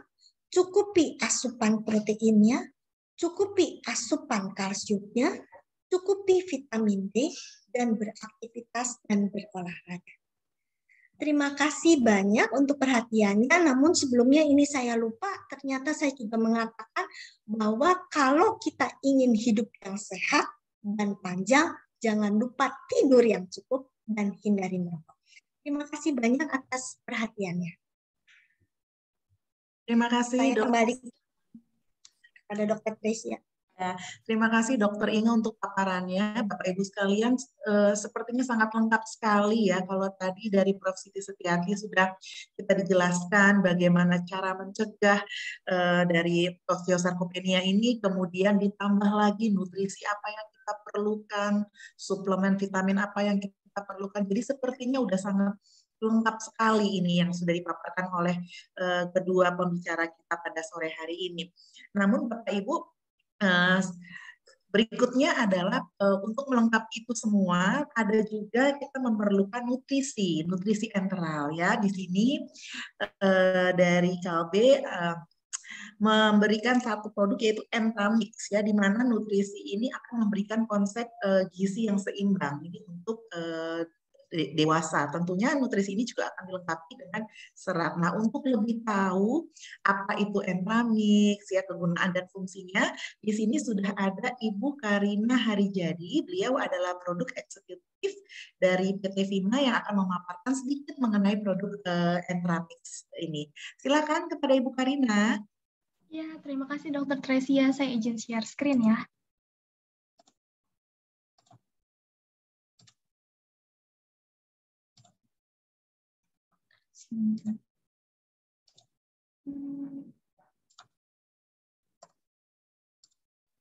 Apakah sudah terlihat? Sudah, Bu. Sudah, oke. Terima kasih. Sebelumnya saya ucapkan selamat sore kepada Prof. Siti, Dr. Inge, Dr. Tresia, dan Bapak Ibu sekalian. Pada kesempatan kali ini, saya mewakili, saya sebagai produk eksekutif dari PT Kalbe dengan berbagai rangkaian produk nutrisi enteral, dan pada kesempatan kali ini saya akan mempresentasikan salah satu produk kami, yaitu Entramix. Nah, mungkin ini saya mengulang sedikit lagi, tadi sudah sangat lengkap dijelaskan dari Prof. Siti dan dari Dr. Inga terkait osteosarkopenia, di mana osteosarkopenia itu adalah gabungan dari kata osteoporosis dan sarkopenia, di mana dari osteoporosis sendiri yaitu terjadinya penurunan kepadatan mineral tulang sehingga akan menjadi rapuh dan dapat mudah terjadinya kepatahan pada tulang. Dan kemudian dari sisi sarkopenia sendiri yaitu kondisi di mana terjadinya kehilangan massa dan kekuatan otot. Dan jika kita lihat di gambar sebelah kiri, ada berbagai faktor yang mempengaruhi terjadinya osteosarkopenia, di mana salah duanya yaitu terkait adanya asupan vitamin D, terkait kemudian asupan kalsium, dan asupan dari protein tentunya. Nah, kemudian dari situ ada salah satu penelitian terkait peranan nutrisi untuk pencegahan osteosarkopenia, di mana nutrisi sangat erat sekali hubungannya dengan kejadian osteosarkopenia dan kelemahan atau frailty pada lansia, sehingga seperti yang sudah sangat lengkap dijelaskan dari Dr. Inge sebelumnya, banyak sekali peranan nutrisi dan banyak nutrisi-nutrisi yang perlu kita kita makan untuk mencegah terjadinya kejadian osteosarkopenia ini di kemudian hari. Nah, kemudian selain pentingnya dari asupan kalsium, vitamin D, dan protein, tadi juga sempat disinggung terkait gizi seimbang, di mana gizi seimbang ini adalah di mana kita memenuhi nutrisi kita, baik itu makronutrien, yaitu karbohidrat, protein, dan lemak, ataupun mikronutrien berupa vitamin dan mineral dan cairan yang sesuai dengan kebutuhan kita. Nah, apa dampaknya ketika asupan nutrisi kita tidak seimbang? Nah, ketika terlalu rendah nutrisi yang kita makan bisa menyebabkan orang tersebut kurus, lemah, kemudian massa ototnya berkurang dan mudah sakit tentunya. Nah, yang kurang juga tidak baik, yang kelebihan juga tidak baik. Di mana ketika seseorang kelebihan nutrisi dapat menyebabkan obesitas, kemudian terjadi potensi adanya gangguan jantung, darah, pernafasan, sehingga dapat mengganggu aktivitas sehari-hari. Nah, oleh karena itu, penting sekali bahwa nutrisi yang kita makan sehari-hari memenuhi anjuran gizi seimbang, tidak kurang dan tidak lebih. Nah, ini adalah salah satu dari rangkaian produk nutrisi enteral dari PT Kalbe, di mana Entramix ini merupakan nutrisi enteral dengan kita mengusung konsep gizi seimbang untuk dewasa yang sudah dilengkapi juga dengan serat pangan inulin tentunya untuk menjaga kesehatan saluran pencernaan bagi Bapak Ibu sekalian. Nah, untuk Entramix ini bisa dikonsumsi sebagai tambahan ataupun pengganti makanan harian dari anak usia 12 tahun ke atas hingga untuk lansia, di mana untuk Entramix ini bisa sebagai suplementasi nutrisi harian, jadi sebagai pendamping dari makanan padat yang Bapak Ibu konsumsi setiap hari, ataupun pada orang-orang juga yang saat pemulihan ataupun mobilitasnya tinggi ataupun sedang mengalami masalah gigi khususnya pada lansia, di mana asupan nutrisi sehari-harinya mungkin tidak cukup sehingga bisa ditambahkan dari nutrisi Entramix ini. Kemudian sebagai nutrisi untuk harian dewasa ataupun lansia dengan resiko mengalami malnutrisi atau kekurangan nutrisi. Nah, kemudian untuk Entramix ini sendiri dalam satu sajiannya mengandung 260 kilokalori. Sehingga untuk dalam minum 1 gelas bisa menambahkan 260 kilokalori dari kebutuhan kalori harian Bapak Ibu sekalian. Kemudian seperti yang tadi sudah saya sebutkan juga bahwa Entramis ini sudah mengikuti anjuran gizi seimbang, di mana untuk karbohidratnya sebesar 59%, kemudian sudah ada ditambah kandungan protein juga tentunya 14%, kemudian untuk lemaknya 27%. Dan dari sisi mikronutriennya sudah dilengkapi dengan 12 vitamin dan 7 mineral. Kemudian juga sudah dilengkapi juga dengan vitamin D dan kalsium yang tentunya bisa sebagai tambahan asupan vitamin D dan kalsium untuk pencegahan osteosarkopenia. Kemudian sudah dilengkapi juga dengan serat pangan inulin yang tentunya berfungsi untuk menjaga kesehatan saluran cerna Bapak Ibu. Kemudian tadi juga sempat disebutkan mengenai lemak baik, di mana di Entramis ini juga sudah ditambahkan atau dilengkapi dengan omega 3 dan omega 6. Kemudian Entramis juga sudah bebas laktosa dan gluten. Mungkin Bapak Ibu di sini ada yang intoleransi terhadap laktosa ataupun gluten yang sensitif sehingga dapat menyebabkan gangguan saluran cerna. Nah, di Entramis ini sudah bebas laktosa dan gluten sehingga minim resiko terhadap saluran cerna. Kemudian sudah bebas kolesterol juga sehingga aman untuk Bapak Ibu sekalian yang memiliki riwayat kadar kolesterol yang tinggi, seperti itu.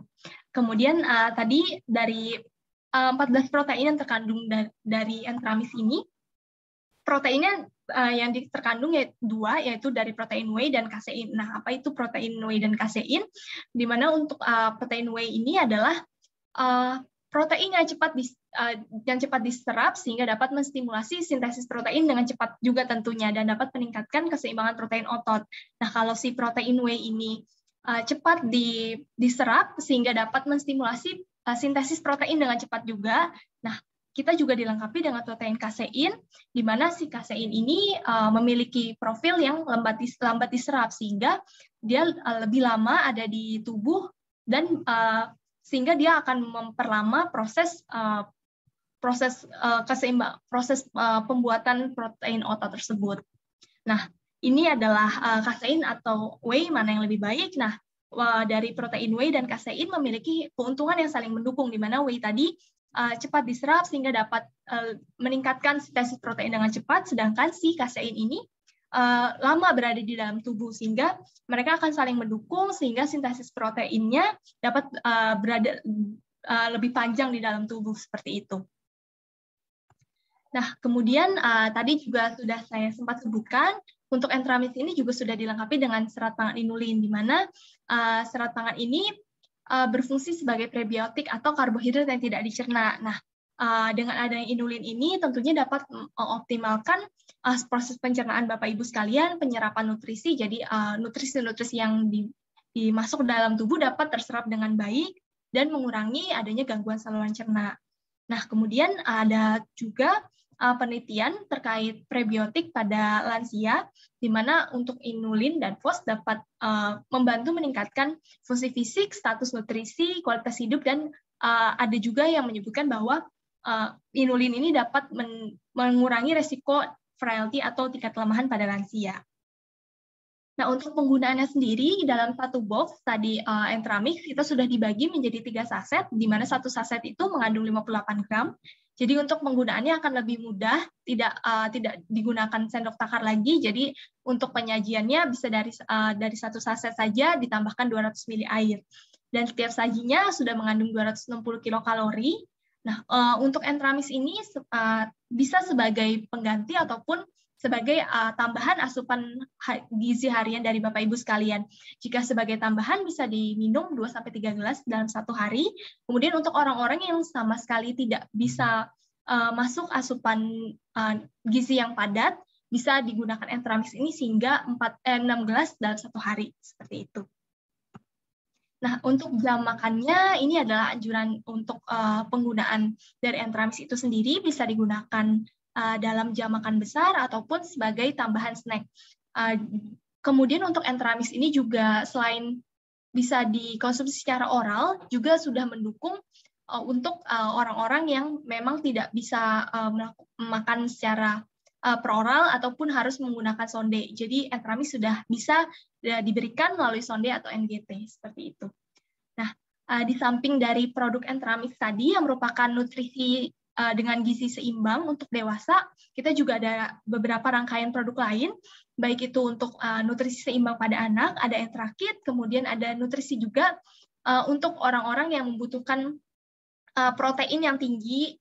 Contohnya setelah orang yang habis operasi seperti itu, kita ada produk Peptisol. Kemudian untuk orang-orang yang dengan gangguan ginjal, kita ada Nefrisol dan Nefrisol D, di mana untuk Nefrisol ini adalah nutrisi untuk pasien yang sebelum dialisis. Kemudian untuk Nefrisol D ini adalah nutrisi untuk gangguan ginjal yang sudah dalam tahap dialisis. Kemudian untuk gangguan hepar, kita ada Hepatosol dan Hepatosolola. Bedanya untuk hepatosol ini adalah nutrisi untuk pasien dengan gangguan hepar yang tidak disertai dengan gangguan kesadaran.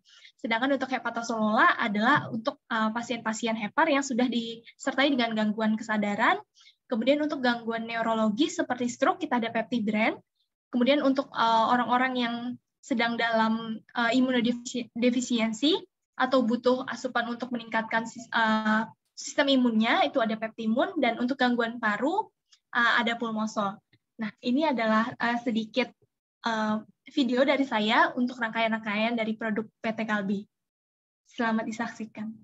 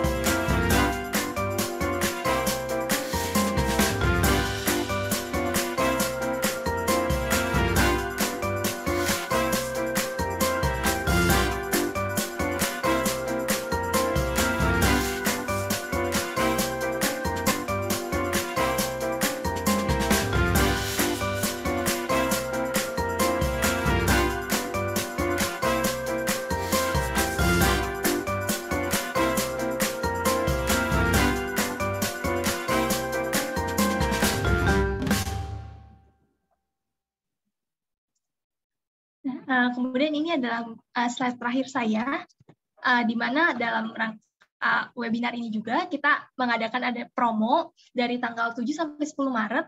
Nanti untuk Bapak Ibu sekalian yang ingin membeli bisa menghubungi nomor yang ada di flyer ini. Nanti juga akan dituliskan di kolom chat dari panitia ya. Mungkin sekian pemaparan terkait produk Entramis yang dapat saya sampaikan. Saya kembalikan kepada Dr. Tresia. Terima kasih Bapak Ibu atas perhatiannya. Ya, terima kasih kepada Ibu Karina untuk pemaparannya dari berbagai macam produk dari PT Kalbi. Baik, Bapak Ibu sekalian, kita mulai masuk ke dalam diskusi karena sudah banyak sekali pertanyaan-pertanyaan yang masuk. Namun mungkin tidak semuanya akan saya bacakan ya Prof, ya Dr. Inge. Jadi mungkin pertanyaan yang terkait saja dan mungkin beberapa sebenarnya ditanyakan sudah ada terjawab di slide yang Prof dan Dr. Inge serta Ibu Karina sampaikan. Mungkin saya akan ke Prof. Siti Setiati dulu. Prof, mungkin langsung 2 pertanyaan saja ya Prof, saya bacakan ya Prof. Pertanyaan pertama ini, bagaimana penanganan osteopenia pada orang tua yang menderita autoimun? Itu pertanyaan pertama Prof. Kemudian pertanyaan berikutnya, apakah ada skor atau kuesioner untuk osteosarkopenia yang bisa diimplementasikan di fase 1 sehingga dapat mendeteksi dini osteosarkopenia dan bisa segera dirujuk ke vaskes tingkat yang selanjutnya. Silakan, Prof.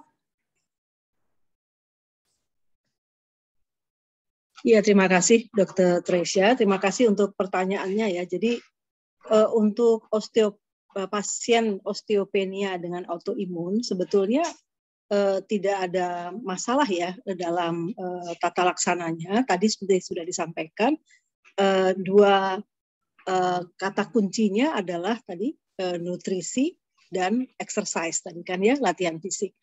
Jadi nutrisinya sudah sangat banyak tadi disampaikan baik oleh saya maupun oleh Dr. Inge. Nutrisi yang tinggi protein tentunya kalau tidak ada kontraindikasi ya. Kemudian vitamin D dan kalsium tadi. Tentu nutrisi yang seimbang itu penting ya. Catatannya yang seimbang, tapi utamanya kalau untuk bicara osteopenia dan juga sarkopenia adalah yang tentunya yang tinggi protein, vitamin D dan kalsium. Utamanya seperti itu. Kemudian disertai dengan exercise. Nah, exercise-nya itu adalah exercise yang bila memungkinkan, tentunya sekali lagi sangat individual, tailored betul. Mereka disarankan untuk exercise dengan tahanan, ya, dengan beban itu yang terbaik. Tapi kalau itu tidak memungkinkan, exercise apapun ya, jalan pagi pun nggak ada masalah ya, jalan pagi, berenang nggak ada masalah. Tetapi sekali lagi kalau memungkinkan, karena yang penelitian-penelitian yang ada menunjukkan dengan tahanan, dengan beban itu lebih terbentuk baik otot maupun tulangnya. Otot dan tulang itu saling terkait satu dengan yang lain. Satu diperbaiki, yang lain juga akan terperbaiki juga sebetulnya ya. Kemudian tentang skor, jadi mungkin ada yang sederhana sebenarnya ya. Kita kenal istilahnya tuh SARC-F ya. SARC-F itu menilainya itu sederhana. Jadi ada beberapa hal yang dinilai kekuatannya ya. Pertama, apakah ada kesulitan nggak mengangkat beban? Ya, ada kesulitan nggak mengangkat beban berat? Apakah ada kesulitan nggak berjalan di dalam satu ruangan? Ya, jadi kemudian apakah ada kesulitan berpindah tempat ya dari duduk ke berdiri, berdiri ke duduk? Gitu ya. Itu sederhana sekali. Kesulitan naik tangga ya, dan satu lagi berapa kali jatuh dalam satu tahun terakhir. Itu SARC-F ya. Kalau skor itu dibikin skor ya, 1, 2, 3, 4, 5. Kalau dia 4 ke atas maka dia berisiko tuh ya untuk memang mengalami yang namanya sarkopenia. Ya. Kalau osteopenia, jadi gini tadi saya sampaikan, pada mereka yang sarkopenia biasanya juga sudah terjadi osteopenia. Nah, yang ada ukuran dengan scoring itu memang kita gunakan SARC-F tadi. Itu yang paling sederhana sebetulnya. Banyak yang lain-lain, tapi saya kasih yang sederhana saja. Bagaimana dengan di puskesmas? Mungkin yang juga penting diperhatikan, kalau ada riwayat jatuh, ya, orang-orang dengan riwayat jatuh, orang-orang dengan riwayat patah tulang, orang-orang berusia 65 tahun ke atas, ya, itu mesti dipikirkan tuh kemungkinan mereka itu sudah mengalami sarkopenia dan juga berteman dengan osteopenia. Nah, untuk yang seperti itu perlu dikonfirmasi dengan pemeriksaan yang lebih akurat, yang lebih valid, yaitu tadi dengan DEXA tadi. Tentu itu tidak ada di puskesmas. Tapi di puskesmas itu tugasnya memang melakukan penapisan ya, menyaring. Ini orang-orang ini berisiko atau tidak. Kalau berisiko segera dikirim untuk pemeriksaan yang lebih akurat. Saya kira itu Dr. Teresia, mungkin nanti Dr. Inga bisa menambahkan barangkali. Ya, baik Prof. Jadi memang tingkat puskesmas itu lebih untuk screening ya Prof ya, untuk melihat. Ya. Dua pertanyaan lagi Prof. Ini pertanyaannya, adakah hubungan antara wanita obesitas dengan KB hormonal dengan kejadian sarkopenia di masa tuanya? Dan kira-kira kalau perlu suplementasi, Prof, berapa suplementasi protein yang dianjurkan? Dan bagaimana, ini perannya panjang nih, Prof, dan bagaimana bila ada gangguan metabolisme asam urat? Apakah protein tetap dikonsumsi atau tidak? Ya. Jadi kita kenal yang namanya sarcopenic obesity. Ya, jadi orang-orang yang obesitas itu cenderung memang lemaknya banyak, tapi tulangnya ototnya lebih sedikit, ya, namanya sarcopenic obesity. Jadi obesitas tapi jadi komposisinya itu terbalik, lemaknya terlalu banyak, tapi di dalamnya justru ototnya sangat sedikit. Jadi betul memang orang-orang dengan obesitas itu justru harus berhati-hati. Biasanya mereka itu justru memiliki masalah dengan sarkopenia. Ya, tapi sekali lagi memang untuk pemeriksaannya harus dikonfirmasi.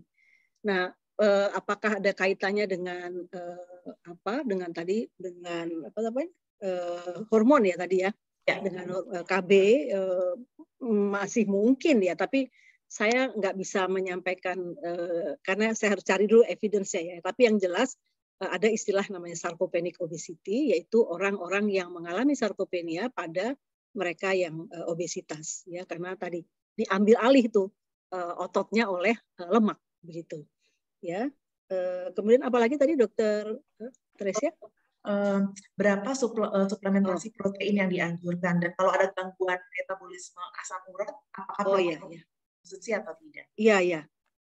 Tadi sudah disampaikan baik saya maupun Dokter Inge sebetulnya ya. Tadi sudah saya sampaikan ancer-ancernya tadi kan 1,2 sampai 1,5 gram per kilogram berat badan. Jadi hitung aja kalau berat badannya 50 ya kira-kira 60 sampai 75 gram protein dalam dosis terbagi ya. Jadi 25 gram pagi, 25 gram siang, 25 gram malam. Nanti apa saja isinya nanti mungkin Dokter Inga bisa menjelaskan tuh apa saja protein yang bagus untuk itu. Tapi kira-kira seperti itu. Dan apa namanya jangan lupa tadi diberikan tidak hanya pada pagi sekaligus ya, diberikan secara terbagi merata pada pagi, siang dan malam. Nah, bagaimana dengan orang yang mengalami asam urat? Jadi jangan lupa sebetulnya asam urat itu penyakit yang lebih banyak ada faktor genetik ya di situ ya. Mereka adalah orang-orang yang memang punya bakat untuk mengalami asam urat tinggi. Jadi tidak selalu kalau dia mengkonsumsi protein lalu asam uratnya akan naik gitu ya. Tapi pada mereka yang memang memiliki bakat untuk mengalami penyakit gout ya atau asam urat, memang harus dipilih nanti tentu proteinnya yang aman. Dalam hal ini mungkin bukan protein hewani yang memang kemudian akan meningkatkan asam urat tersebut. Jadi dipilihlah berbagai jenis protein lain tadi seperti yang disampaikan oleh Dokter Inga. Saya kira mungkin Dokter Inga bisa melengkapi. Terima kasih Dokter Tresia, saya ini ya ikut menjawab. Tadi yang benar Prof sampaikan bahwa pemberian protein itu memang harus dalam dosis yang terbagi. Dan yang mesti hati-hati lagi adalah bahwa pemberian antara 1,2 gram per kilogram berat badan sampai 1,5 gram per kilogram berat badan itu hanya dapat diberikan apabila memang tidak ada sakit lainnya. Contohnya apabila ada gangguan pada ginjal, berarti tidak bisa diberikan sebesar itu. Ya. Tetapi kalau seandainya bisa kita force, kita berusaha untuk memberikan protein itu setinggi itu. Nah, sekarang protein itu bisa didapat dari apa? Tadi saya sampaikan bahwa protein itu sebaiknya diberikan dalam 1:1. Jadi antara protein hewani dan protein nabati itu 1:1. Itu adalah yang terbaik. Tapi bagaimana nih kalau misalnya terjadi asam urat? Nah, kalau terjadi asam urat kita tahu sumbernya itu memang protein. Tapi khususnya adalah protein nabati. Jadi ya jangan diambil yang itu, atau itu jumlahnya dibatasi saja. Misalnya kita memang ikan, ayam gitu juga bisa. Tapi kalau misalnya ayam itu tidak terlalu menyebabkan asam urat. Jadi kita bisa ambil.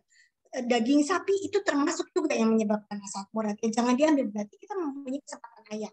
Kemudian putih telur. Putih telur itu sesuatu yang gampang dan tidak menyebabkan asam urat. Baik kita mengambil sumber protein dari telur, ayam, dan kemudian satu lagi lah dari susu. Bagi mereka yang mampu untuk mengkonsumsi susu yang tinggi protein, itu adalah menolong sekali untuk mencegah terjadinya asam urat ini. Dan yang penting lagi adalah bahwa tadi dosisnya harus terbagi. Saya pernah punya pasien, dia dengan sakitnya adalah gagal ginjal. Saya bilang, saya berikan 40 gram protein, ya, tetapi dibagi pagi, siang, malam. Nah, tapi dia bilang, dokter saya malas kalau makannya 3 kali begitu. Saya hanya makan siang sekali aja ya. Waktu dia datang lagi, kacau sekali. Jadi memang protein itu bisa diserap dengan baik apabila dosisnya memang terbagi. Mungkin itu cukup, Dokter Tresia. Baik, terima kasih Dokter Inge. Ini menyambung sebenarnya Dok untuk pertanyaan yang saya sampaikan ke Dokter Inge.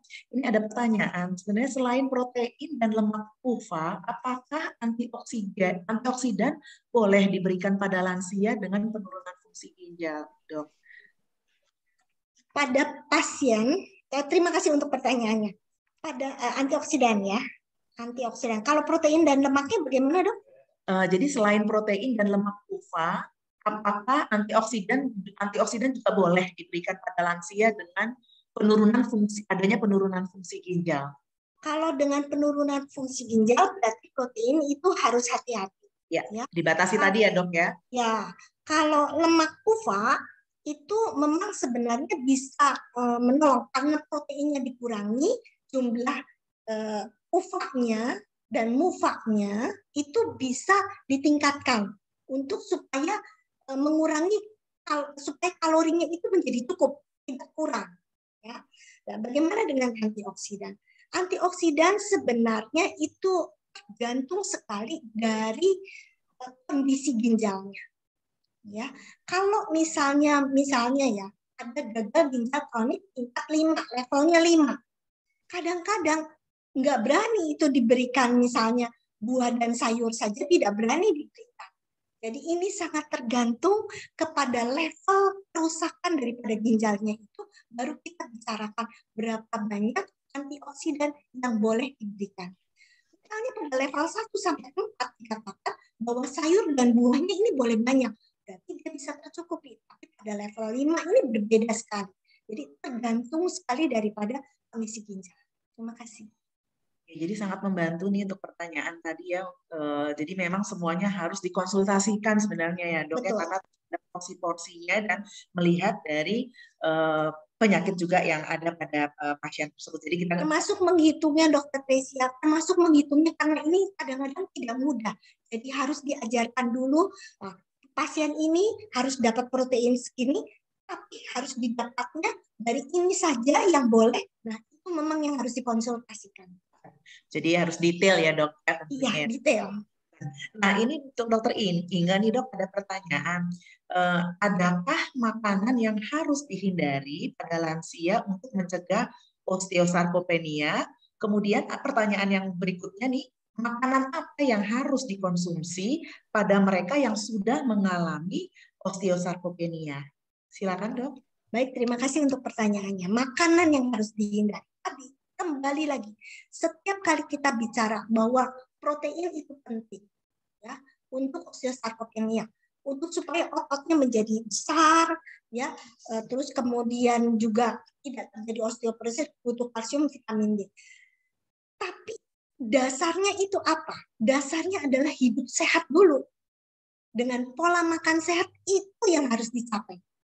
Kalau pola makan sehatnya saja tidak bisa dicapai, bagaimana untuk bisa mencukupi kebutuhannya untuk mencegah terjadinya osteosarkopenia, atau mereka yang sudah osteosarkopenia mesti diapain? Jadi pertama, perbaiki dulu cara makannya.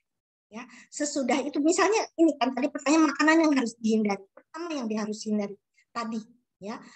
Misalnya gaji ya atau safa, ya dikurangin.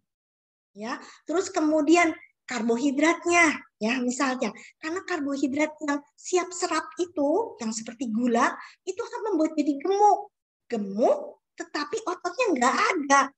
Nah itu kan tadi disebut oleh Prof. Siti ya, jadi obesitas tapi sarkopenia dia sebenarnya ya. Nah terus kemudian dari protein. Nah protein mau banyak tapi dia mempunyai penyakit yang lain yang nggak bisa juga. Nah, jadi bagaimana ini kita harus mengetahui apa yang boleh dan apa yang tidak. Tapi prinsipnya tetap satu, hidup sehat. Mau tidurnya harus sehat, olahraganya harus sehat, terus kemudian mau kena sinar matahari. Baru kita bicara tentang boleh saya ingin lebih tidak terjadi osteosarkopenia. Saya mau tambahkan proteinnya, ya. Saya mau menghindari yang namanya makanan-makanan yang tidak sehat. Nah, itu baru bisa. Tapi kalau masih itunya aja belum bisa, ya susah gitu. Terima kasih. Baik, terima kasih Dokter Inge. Ini kembali lagi ke Prof. Siti Setiati, Prof. Ini ada pertanyaan, ini mungkin bagus juga Prof sebagai reminder untuk para lansia. Apa saja do and don'ts bagi lansia yang mengalami osteosarkopenia? Itu pertanyaan pertama, Prof. Mungkin bisa dilanjutkan pertanyaan berikutnya. Ini pertanyaannya sebenarnya umum, Prof. Tapi memang kadang-kadang awam masih belum bisa membedakan, Prof, antara osteoporosis dengan osteoartritis. Nah, ini ada pertanyaan seperti itu. Apa bedanya? Silakan, Prof, mungkin. Ya, yang kedua dulu ya. Kalau kita bicara osteoporosis, kita bicara pada batang tulangnya. Ya, jadi batang tulangnya itu kropos gitu ya, kepadatan tulangnya menurun sehingga kropos dan berdampak pada patah tulang kalau kemudian terjadi jatuh berkali-kali misalnya. Kemudian kalau osteoartritis ya, osteoartritis itu bicara pada sendinya. Jadi antar batang tulang itu ada sendi-sendi, sendi lutut misalnya, sendi panggul ya, sendi bahu ya. Jadi antar tulang itu ada sendi. Nah, kalau kita bicara osteoartritis, kita bicara peradangan pada sendi-sendinya. Ya, pengapuran orang bilang dalam bahasa awam pengapuran. Jadi sendi-sendinya itu mengalami pengapuran sehingga mengalami penyempitan. Karena penyempitan terjadi penjepitan pada saraf-saraf sehingga nyeri ya di tulang belakang misalnya, tulang pinggul ya atau di lutut. Ya, jadi itu bedanya antara osteoartritis ya pada sendi, osteoporosis itu kita bicara pada batang tulang yang mengalami kropos tulang.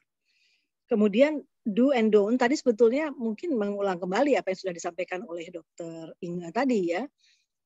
Yang do-nya tadi kan sudah disampaikan. Kombinasi antara asupan nutrisi yang baik, yang seimbang dengan exercise ya, dengan latihan fisik yang benar tentunya ya, yang aman, penting benar dipegang, yang aman pada lansia juga. Jangan nanti Dr. Teresa bisa jelasin itu ya, jadi jangan karena saking bersemangatnya lompat-lompat ya, mengangkat beban berat-berat akhirnya malah jatuh patah tulang. Jadi yang aman sesuai dengan kemampuan lansia tersebut. Jadi kombinasi itu sebetulnya semua tuh harus seimbang gitu ya. Makanan juga harus seimbang, tadi sudah disampaikan. Jadi lakukan itu dengan baik ya, asupan nutrisi yang benar, yang seimbang, tentu protein asal memungkinkan tidak ada kontraindikasi, asupan protein yang baik, yang berkualitas, kemudian tadi vitamin D dan kalsium ya bisa dari asupan susu bisa atau dari makanan-makanan sehari-hari. Yang don't-nya tadi ya, jadi jangan sudah disampaikan juga kalau dari segi makanan tentu makanan-makanan yang meningkatkan peradangan, inflamasi tadi, karbohidrat tinggi, gula tinggi itu memang harus dihindari deh ya. Sayur buah jangan lupa ya, tadi saya lupa, itu juga penting ya. Jangan makan makanan yang meningkatkan inflamasi, sekali lagi tadi makanan-makanan tinggi gula ya, makanan-makanan lemak yang jahat, makanan-makanan karbo tinggi itu tentu dihindari. Dan exercise yang tidak aman ya pada lansia, sekali lagi harus memilih exercise yang aman dan bermanfaat ya. Jangan sampai melakukan olahraga yang justru mengancam, justru akan menyebabkan jatuh dan kemudian patah tulang. Saya kira sih sederhananya seperti itu ya, supaya mudah diingat ya. Panjang sih sebetulnya kalau mau diceritain. Ya saya kira itu ya. Baik, Prof. Siti Setiati, terima kasih. Jadi Bapak Ibu udah tahu ya do and don'ts-nya yang memang harus diingat untuk melakukan latihan, exercise. Kita juga harus melihat kondisi tubuh kita juga gitu ya. Kalau sudah ada penyakit yang lain tentunya harus sesuai dengan takaran. Dokter Inge, ini mungkin ada pertanyaan lagi sebelum nanti ke Ibu Karina. Ini ada pertanyaan nih dok. Untuk lansia, baiknya untuk lemak ini memakai omega 3, 6, dan 9. Apakah semuanya? Atau dipilih salah satu. Kemudian sekalian ya dok, pertanyaan berikutnya, apakah lansia ini tetap memakai komposisi makanan sehat seperti karbohidratnya 55-65%, proteinnya 10-15%, lemaknya kurang dari 30%, atau harus sesuai dengan piring nasiku dok? Itu pertanyaan. Silakan Dokter Inge. Baik, terima kasih sekali nih untuk pertanyaannya. Pertama, lansia harus nggak makan omega 3, 6, 9? Iyalah, itu kan sesuatu yang memang harus. Omega 3 itu banyak terdapat dalam minyak ya, terutama minyak suplementasi juga bentuknya dalam minyak. Tapi ikan-ikanan itu yang penting sekali. Sebagai pengganti daging merah, sebenarnya kalau bisa mengkonsumsi ikan-ikanan itu dari halal, itu sehat banget ya. Jadi omega 3 silahkan untuk dikonsumsi. Bagaimana dengan omega 6? Omega 6 ini semua ya yang kita dapat dari tahu, tempe, kacang-kacangan, itu semua minyak nabati. Jadi nggak usah dihindari, sudah ada semuanya. Walaupun kita nggak beli mungkinnya minyak bunga matahari gitu, tapi kita udah dapat dari semua makanan yang kita konsumsi ya. Jadi perbandingannya berapa? Yang diharapkan perbandingannya adalah omega 3-nya itu 1, omega 3-nya itu omega 6-nya itu 3 ya. Tetapi dalam kenyataannya kita itu makannya perbandingan omega 3 dan omega 6 itu 1:7. Bahkan kalau 1:7 aja bagus, rata-rata itu 10. Jadi lemak nabatinya itu banyak sekali, sedangkan omega 3-nya itu jarang. Makanya adanya kapsul omega 3. Walaupun ada juga omega 3, 6, 9. Nah, bagaimana dengan omega 9? Omega 9 itu dikatakan sehat sekali. Jadi orang-orang yang di Mediterranean itu dikenal dengan diet Mediterranean, itu mereka mengkonsumsi omega 9 dan ini merupakan lemak yang sehat. Termasuk di sana ada alpukat, silakan untuk dikonsumsi. Tetapi lemak-lemak yang 369 ini sehat ya, karena memang harus kita konsumsi. Cuman ada satu, jangan dipakai untuk menggoreng. Kalau itu dipakai untuk menggoreng, akibatnya lemak yang sehat itu menjadi tidak sehat. Ya, jadi kalau misalnya nih ingin bikin salad ya, salad buah atau salad sayur, nah sebagai toppingnya itu bisa dengan minyak zaitun misalnya begitu, atau olive oil itu, atau canola ya. Nah kalau misalnya kurang sedap deh rasanya, kasih jeruk sedikit, itu juga akan membuat enak. Jadi campuran antara sayur dan buah dengan minyak zaitun itu sedap banget rasanya. Bisa dicoba ya, ditambahin alpukat, aduh udah deh, itu makanan nikmat kalau menurut saya ya. Terus kemudian pertanyaan kedua adalah pada lansia komposisinya harus itu atau tidak? Itu adalah gizi seimbang. Lansia ya harus begitu, dari mulai anak-anak sampai dewasa ya, itu ya kira-kira komposisinya demikian. Tetapi ada mungkin masalah. Kalau ada gangguan kesehatan yang lain, ya jangan seperti itu. Misalnya proteinnya harus rendah, harus mencapainya hanya 10% misalnya begitu. Berarti kita harus bagi-bagi nih, antara karbohidratnya harus dinaikkan, ya atau lemaknya yang harus dinaikkan. Nah itu kita imbangnya. Terima kasih. Baik, terima kasih Dokter Inge. Waduh, itu tadi tips juga tuh dok ya. Jadi tadi pakai bikin salad, pakai alpukat, kasih minyak zaitun dan jeruk, itu sangat sehat untuk Bapak Ibu. Iya, ya, tapi dok bisa lagi loh, misalnya begini nih ya, kalau mau dapat kesehatan, kadang-kadang tuh orang kalau minyak zaitun dipakainya untuk kesehatan kulit, terus kemudian untuk luluran. Ya extra virgin olive oil itu kalau mau ya makanan yang kita bikin, misalnya makanan kita bikin cah sayur atau oseng-oseng sayur, sesudah dia matang itu dikasih minyak zaitun, itu luar biasa loh sehatnya dan nggak berasa lagi. Jadi justru dipakai setelah makanan itu jadi ya dok? Ya, setelah jadi ya kemudian kita kasih jadi dia bersatu, atau bikin sambal dabu-dabu. Itu. Aduh, Bapak Ibu sekalian nih sudah ada tipsnya dari Dokter Inge, ini bisa dicoba nanti ya dok di rumah ya. Ya. Baik, terima kasih Dokter Inge. Berikutnya mungkin kepada Ibu Karina, Ibu ada juga beberapa pertanyaan terkait dari Entramix yang tadi sudah disampaikan. Pertanyaannya, apakah Entramix ini aman dikonsumsi untuk setiap hari? Kemudian, kapan sih waktu yang tepat kita untuk mengkonsumsinya? Serta langsung aja nih Bu Inge, ada pertanyaan, keunggulan Entramix apa sih? Silakan Ibu Karina. Ya. Terima kasih Dr. Tresia dan terima kasih untuk pertanyaannya. Untuk apakah aman dikonsumsi setiap hari? Ya, sangat aman karena untuk Entramix ini memang bisa diminum setiap hari, baik itu sebagai tambahan dari asupan nutrisi padat atau makanan sehari-hari Bapak Ibu sekalian, ataupun untuk orang-orang yang memang sama sekali tidak bisa mengkonsumsi makanan padat. Dan untuk Entramis ini bisa dikonsumsi untuk orang-orang yang memang masih bisa mengkonsumsi makanan padat, bisa 2-3 gelas dalam satu hari. Dan untuk orang-orang yang memang tidak sama sekali bisa mengkonsumsi makanan padat, itu bisa sampai 6 gelas dalam satu hari. Nah, kemudian untuk pertanyaan keduanya, tadi terkait kelebihannya. Untuk kelebihannya, dari Entramis ini memang adalah nutrisi yang dikhususkan untuk dewasa dan lansia dengan konsep gizi seimbang, yang tadi sudah saya jelaskan juga, bahwa kita dalam nutrisi sehari-hari pasti butuh asupan nutrisi yang seimbang, tidak lebih dan tidak kurang. Dan memang si Entramis ini sudah diformulasikan dengan komposisi baik itu karbohidrat, protein, dan lemak yang sudah mengikuti anjuran dari gizi seimbang. Kemudian juga selain mengikuti anjuran gizi seimbang, Entramis ini juga sudah dilengkapi dengan berbagai vitamin dan mineral, kemudian tadi juga ada omega 3, omega 6, kemudian juga ada tambahan kalsium dan vitamin D yang bisa menambah atau melengkapi dari asupan kalsium, vitamin D, dan omega 3, omega 6 yang Bapak Ibu konsumsi setiap hari.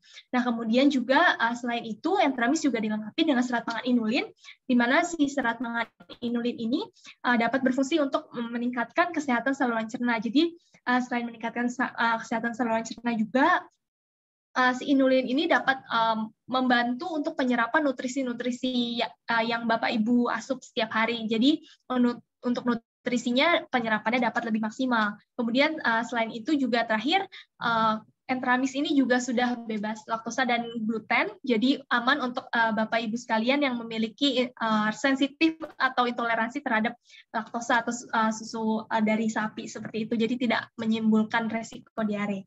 Mungkin sekian yang dapat saya sampaikan, Dr. Tresia. Terima kasih. Terima kasih Bu Karina. Mungkin satu pertanyaan lagi, ini satu pertanyaan terakhir. Ada yang menanya, ini aman nggak ya untuk lansia yang menderita diabetes atau obesitas untuk konsumsi Entramis ini? Silakan.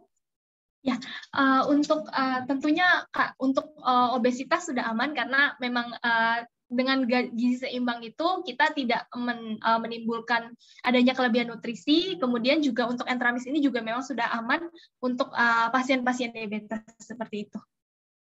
Terima kasih. Terima kasih. Jadi aman ya. Jadi ini ada tadi pertanyaan bahwa aman untuk para mereka lansia yang mengalami baik itu diabetes dan juga obesitas, dan tentunya gizi yang di dalam sudah diformulasikan sedemikian rupa sehingga sudah memenuhi kecukupan gizi ya bagi para lansia. Baik, kalau begitu terima kasih kepada Prof. Siti Setiati, kepada Dr. Inge Permadi dan juga Ibu Karina. Luar biasa sekali sore hari ini. Peserta tetap bertahan ya untuk sampai sore hari ini karena memang topik hari ini sangat luar biasa sekali buat kita semua, dan tadi sudah ada tips-tipsnya yang mungkin kita juga yang para masih muda-muda juga harus bisa menjaga supaya tidak terjadi osteosarkopenia tadi yang seperti disampaikan oleh Prof. Siti Setiati, dan juga tentunya makanan yang seimbang yang baik untuk kita tadi juga sudah disampaikan oleh Dr. Inge, dan tadi ada Bapak Ibu tipsnya ya mungkin bisa dipraktekkan di rumah resep dari Dr. Inge, rasanya sangat baik sekali untuk kita semua. Baik, terima kasih kepada semuanya. Semoga ini sangat bermanfaat untuk kita semua. Dan selanjutnya saya kembalikan kepada Ibu Widuri. Tapi mohon maaf, saya mau mengingatkan lagi Bapak Ibu, jangan jemu-jemu untuk ikut acara webinar dari Yapmedi. Satu lagi, karena nanti tanggal 15 Maret, Selasa 15 Maret masih ada webinar untuk awam lagi dengan topik kenali gejala brain fog pasca COVID. Wah, ini kayaknya topik yang sangat tren sekarang ini ya, karena kita tahu walaupun COVID menurun, tapi dampak long COVID-nya masih ada. Jadi nanti Bapak Ibu bisa ikuti, pembicaranya adalah Dr. Minarma Syagian, ada Dr. Muhammad Kurniawan dari spesialis saraf, dan juga ada pembicara ada Ibu Anita Halim. Jangan lupa Bapak Ibu, tanggal 15 Maret 2022 jam 2 sampai setengah 4, silakan nanti langsung mendaftar. Terima kasih. Saya kembalikan kepada Ibu Widuri, silakan. Baik, terima kasih banyak Dokter Tresia yang sudah membantu memoderatori acara hari ini. Terima kasih Prof. Siti, terima kasih juga Dokter Inge dan juga Mbak Karina tadi atas pemaparan mengenai Entramix-nya. Mungkin saya melanjutkan sedikit, saya izin share screen untuk yang terakhir. Ya, jadi saya ingin menginformasikan kembali kepada peserta yang mungkin tadi sudah diinformasikan juga oleh Mbak Karina pastinya untuk hari ini sampai dengan 10 Maret ada promo Entramix.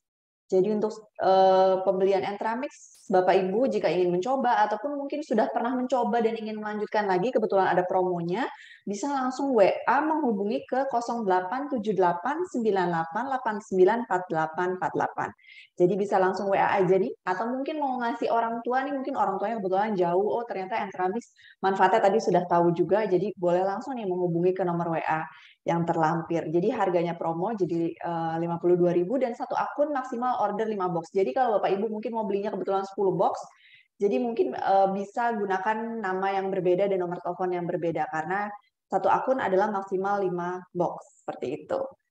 Ya, mungkin saya juga ingin menyampaikan bagi Bapak Ibu yang mungkin sudah follow sahabat KSCC ataupun yang mungkin belum, jadi kalau belum nih bisa follow sahabat KSCC di Instagram sahabat KSCC, di situ ada berbagai macam webinar juga dari kita yang mungkin Bapak Ibu pengen mengikuti juga, temanya juga beragam.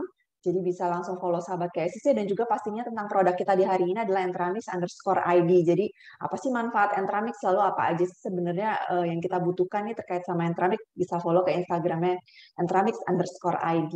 Dan juga yang terakhir saya ingin mengumumkan untuk pemenang yang beruntung di sore hari ini. Yang pertama Umbu Hunga, kedua Opiani, ketiga Rosalina, keempat Novi, dan kelima Media nanti akan dijapri langsung oleh panitia ya. Jadi untuk peserta beruntung akan dijapri langsung oleh panitia seperti itu.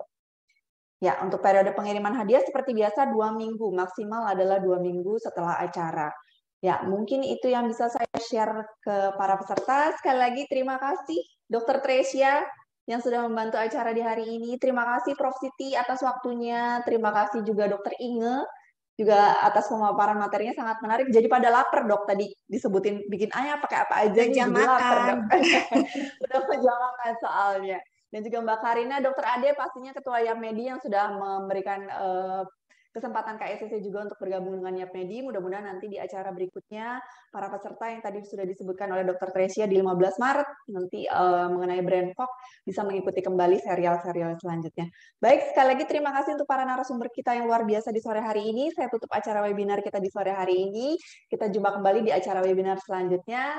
Selamat sore semuanya. Wassalamualaikum warahmatullahi wabarakatuh. Mungkin kita foto bersama dulu boleh ya, Dok ya? Baik. Saya hitung 1, 2, 3. Sekali lagi 1, 2, 3. Baik, sekali lagi terima kasih semuanya, dokter dan juga Prof, Dr. Tresia, Dr. Ade, Terima dan juga kasih. Mbak Karin. Terima kasih Selamat Prof. sore semuanya. Terima kasih. Terima kasih Prof. Terima kasih. Pamit ya. Terima kasih Prof. Dokter Terima Inge, kasih Dokter Tresia, Dokter Tresia, Dokter Tre, terima kasih Dokter semua. Ade. Ya, Dokter Inge, Dokter Ade. Terima kasih Prof. Terima kasih Dokter Ade sudah masuk. Pamit ya. Dokter Tresia. Baik, baik Prof. Sehat ya Prof. Terima kasih. Sehat ya Prof. Mbak Ani, Ya, terima kasih. sehat semua ya. Dokter Inge, terima kasih. Terima kasih Dokter Dokter Ade. Inge. Ya, Dok, terima kasih, Dok. Izin live ya. Sehat ya. Iya, Dok. Terima kasih, Dok. Terima kasih ya Dok.